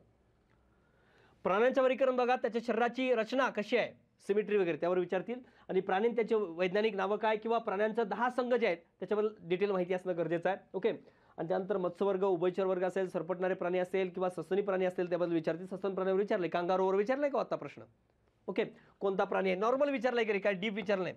कांगारूबद्दल सांगायचं म्हणजे बघा, मला वाटते कांगारूचा जो काय जन्म होतो त्यावेळेस ते काय रे, ते अपरिपक्व असतात. म्हणजे किती असते हो सर कांगारू, मला वाटतं 1 ग्राम एवढा असते कांगारू बरोबर ना, जन्मल तेव्हा. म्हणजे बघा तुम्ही माहिती माझ्यापेक्षा जास्त तुम्हाला माहिती असेल बरोबर. हां, डिसीजमध्ये काय रे, मलेरिया, हेपेटायटिस, स्मॉलपॉक्स असेल, पोलिओ असेल, एड्स असेल, ट्युबरक्लोसिस असेल, करल ब्लाइंडनेस म्हणजे हे टायफॉइड असेल, या रोगाबद्दल माहिती असणं गरजेचं आहे. शास्त्रज्ञ आणि शोध वगैरे. पोषणमान आणि ग्रंथी, जीवनसत्व, प्रथिने, कर्बोदके, मेद यांच्याबाबत माहिती असावं. ग्रंथीमध्ये संपर्के, जैवतंत्रज्ञान, कृषी संबंधित काहीतरी मला माहीत पाहिजे. ओके, ग्रंथी माहीत पाहिजेत. त्यानंतर बायोटेक्नॉलॉजीबद्दल आणि कृषी रिलेटेड काही गोष्टी तुम्हाला विचारू शकतात. फिजिक्समध्ये 3च टॉपिक बघा, 3-4, ध्वनी, प्रकाश, विद्युतधारा आणि किरणोत्सारिता, या 4च टॉपिक चांगले बघा, बाकी काही करू नका यामध्ये. ओके, 3च प्रश्न आहेत मित्रांनो. ओके, आणि फिजिक्स केमिस्ट्रीच्या नोट्स तुम्हाला 30 ऑगस्टपर्यंत उपलब्ध करून यायचं. तुम्हाला त्याच्यावर जास्त कमेंट यावरच असणार आहेत बरोबर का, की कधी येणार आहेत. तर ह्या फिजिक्स केमिस्ट्रीच्या नोट्स 30 ऑगस्टपर्यंत आणण्याचा प्रयत्न करेल मी. Okay, maximum 5 September. ओके, बघा लाईट, इलेक्ट्रिसिटी, करे लाईट असेल, साऊंड असेल, इलेक्ट्रिसिटी असेल किंवा मग करे किरणोत्सारित असेल याच्या रिलेटेड विचारतील. ओके. त्यानंतर केमिस्ट्रीमध्ये बघा द्रव्य, त्याचे स्वरूप, अणूंची संरचना, कार्बन, आम्ल आम्लारी, रासायनिक अभिक्रिया, धातू धातुके याच्यावर प्रश्न येऊ शकतो. ओके. हा पुरस्कार आता बघा करंटमध्ये मात्र चांगलं बघा मित्रांनो, पुरस्कारावर प्रश्न येतात. पुरस्कारामध्ये नोबेल, ऑस्कर पुरस्कार असेल, त्यानंतर बुकर पुरस्कार असेल, ग्रॅमी पुरस्कार असतील, रॅमन मॅक्सेसे पुरस्कार असेल, याबद्दल माहिती असणं गरजेचं आहे. राष्ट्रीय पुरस्कारामध्ये पद्म पुरस्कार, ज्ञानपीठ पुरस्कार असेल, शौर्य पुरस्कार असेल, साहित्य अकादमी पुरस्कार असेल, राजीव गांधी खेलरत्न. आता काय झालं राजीव गांधीच्या नावानं? आता कोणतं नाव आलं? मेजर ध्यानचंद खेलरत्न पुरस्कार. बरोबर. मला वाटते आता बॅडमिंटनपटूंना मिळालेला आहे. बरोबर. त्यानंतर राज्यस्तरीय पुरस्कार, महाराष्ट्र भूषण पुरस्कार, आत्ताचा महाराष्ट्र भूषण कोणाला मिळाला? राम वनाजी सुतार यांना मिळालेला आहे. बरोबर.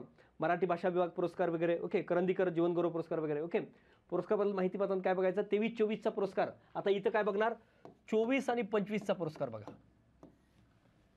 ते कोणत्या क्षेत्रात कार्य करतात, कोणत्या कार्याबद्दल मिळालेला आहे, त्या व्यक्तीला मिळालेला आहे. ओके. त्यांच्याबद्दल अधिक माहिती पाहणं गरजेचं आहे. ओके. आता गणित आणि बुद्धिमत्तामध्ये बघा, मॅथ रिझनिंगमध्ये इथं तुम्हाला टॉपिक तर हे आहेतच. ओके. हे तुम्हाला टॉपिक सांगत बसत नाही मी. ओके. तर या टॉपिकच्या रिलेटेड काय किमान 2 तास रोज द्या आणि हे टॉपिक स्वतः तयार करायचं. काय रे 2017 पासून ते 2025 पर्यंत झालेले पेपर जे आहेत, 25 पर्यंत झालेले म्हणतो. ओके. यांचे स्वतः टॉपिक तयार करा आणि तेवढेच टॉपिक मॅक्सिमम वेळेस रीड करा, सॉरी करे सॉल्व्ह करा. ओके. हे तर तुम्हाला बेसिकली टॉपिक दिलेले आहेत. ओके. आणि आपल्या ह्या नोट्स सगळ्या ज्या आहेत, क्लास नोट्स सगळ्या करे जे काय आपली पॉलिटी असेल, बायोलॉजी असेल, फिजिक्स केमिस्ट्री असेल किंवा महाराष्ट्र भूगोल असेल किंवा इकॉनॉमिक्स असेल, सगळ्या नोट्स आपल्या 5 किंवा 10 सप्टेंबरपर्यंत आणण्याचा प्रयत्न मी या ठिकाणी करणार आहे. ओके. आणि ही करे ज्याला करायचं आहे त्यांनी मात्र करे ही बॅच करू शकता. 21,000साठी पीवायक्यू अनालिसिस बॅच आहे आपली. आणि कंबाईनसाठी ही तुम्हाला मला वाटते की प्रत्येक विद्यार्थ्यांनी जे कंबाईन करतं त्यांनी करावं. ज्यांची खरंच ऐपत आहे त्यांनी डायरेक्ट लावा आणि ज्याची खरंच ऐपत नाही, गरीब आहे, ते माझ्याशी संपर्क करा. बरोबर का सर? ती ठीक आहे की जर खरंच लई गरीब आहे आपण देऊ शकत नाही तर माझ्याशी संपर्क करा. ओके. मग ही 35 दिवसाची बॅच आहे. पण ही कधी फायदा होईल रे? अगदी मी नवीन आहे, मी लावतो, तू लावू नको. बरोबर ना? नव्या पोरला काही फायदा होणार नाही या बॅचचा. जे विद्यार्थी कधी वाचलेला आहे, काही वाचलेलं आहे, तर त्या विद्यार्थी म्हणून कधी ठेवलं? 10 किंवा 15 सप्टेंबरला ही बॅच होणार आहे सुरुवात. 35 दिवसाची बॅच आहे. 10 सप्टेंबरला सुरू झाली तर काय रे 15 ऑक्टोबरला संपेल आणि 15 सप्टेंबरला सुरू झाली तर 20 ऑक्टोबरला ही बॅच संपेल. 35 दिवसाची बॅच असणार आहे. लक्षात घ्या. आणि विक्ट्री बॅच 2 जी काय या बॅचमध्ये ॲडमिशन घेण्या अगोदर जुन्या विद्यार्थ्यांचं विचारून घ्या काय तुम्हाला, आणि लाईव्ह आणि रेकॉर्डेड बॅच असणार आहे ही. ओके. विक्ट्री बॅच 2 तुम्ही घेऊ शकता. सध्या ही बॅच सुरू झालेली आहे. ज्याला घ्यायचं आहे डिटेल लेक्चर असले याच्यामध्ये काय रे ही फास्ट ट्रॅक आहे आणि हे पुस्तकावर आधारित आहे. ही मात्र कंबाईन पूर्वसाठी आहे, शेवटची बॅच आहे या वर्षीची विक्ट्री 2. ओके. त्याच्यानंतर बॅच सुरू होणार नाही. आणि हे TRP बॅच आहे. ओके. टार्गेटेड रिव्हिजन प्लॅन जो काय आहे तो टेस्ट सिरीज आहे. ओके. ही बॅच आपले डॉक्टर निलेश पवार सर घेणार आहेत, तर ती बॅच तुम्ही करा. जर ही बॅचचं जर ज्याला कोणाला समजा करे टेस्ट सिरीजच्या माध्यमातून रिव्हिजन स्वरूपात करायचं असेल तर ही बॅच खूप उत्तम आहे, विद्यार्थ्यांनी घेऊ शकता. ओके. याच्यामध्ये जवळजवळ बघा 50 करे टेस्ट पेपर आहेत आणि 112 टॉपिकमध्ये ते सिलेबसची विभागणी केली आहे आणि 1500 रुपयामध्ये ती बॅच आहे. ओके. आजी माझी विद्यार्थी असेल तर त्यांना 50% सॉरी 750 रुपयामध्ये म्हणजे 50%. ओके. तर अशा प्रकारे मित्रांनो तुम्हाला मी शेवटी ठेवलेत सगळे. बरोबर ना सर? विद्यार्थ्यांना डिस्टर्ब होऊ नये म्हणून तुम्हाला शेवट खरे जे काही बॅचेसच्या बद्दल ठेवले. ओके. आता ज्याची बॅच असते त्याला सांगावं लागते. खरं आहे का? तुम्हाला ते घ्यायचं, मी चांगला शिकवत असेल तर घ्या, नाही तर नाही. बरोबर ना? ती बघा स्पष्ट असलं पाहिजे. उगाच नाही तर माझं घ्या मला कोणी घेणार आहे का सर? नाही. मग ते चांगलं असेल तर निश्चित घ्या. तुम्हाला योग्य वाटतं असेल तर स्वतः बघा आणि घ्या. तर तुम्हाला मित्रांनो तर हे लेक्चर पडण्यासाठी उशीर होते. 5ला व्हिडिओ पडणार होता, पण आता तो मला वाटते 6:30-7ला पडेल. पण प्रत्येकाने हा व्हिडिओ बघितल्यानंतर तुम्हाला विनंती करतो की हे मॅक्सिमम विद्यार्थ्यापर्यंत पोहोचवण्याचा प्रयत्न करा. का? तर तेवढा जीव लावून घेतला आहे. मॅक्सिमम विद्यार्थ्यापर्यंत पोहोचवा, त्याची लिंक पोहोचवा. तुमचं कोणी टेलिग्राम चॅनल जवळचा असेल तर त्याच्यावर टाका. तुम्ही स्वतः जास्तीत जास्त लोकांपर्यंत फॉरवर्ड करा. का? तर मॅक्सिमम गरीबातल्या गरीब विद्यार्थ्यापर्यंत याचा फायदा होऊ द्या, यासाठी तुम्हाला सगळ्यांना मी विनंती करतो. आणि माझा तुम्हाला कुठंतरी थोडंफार बाबा वाटतं असेल की या मास्तरमुळे फायदा झालेला आहे तर जास्तीत जास्त विद्यार्थ्यापर्यंत पोहोचवण्याचा प्रयत्न करा. धन्यवाद.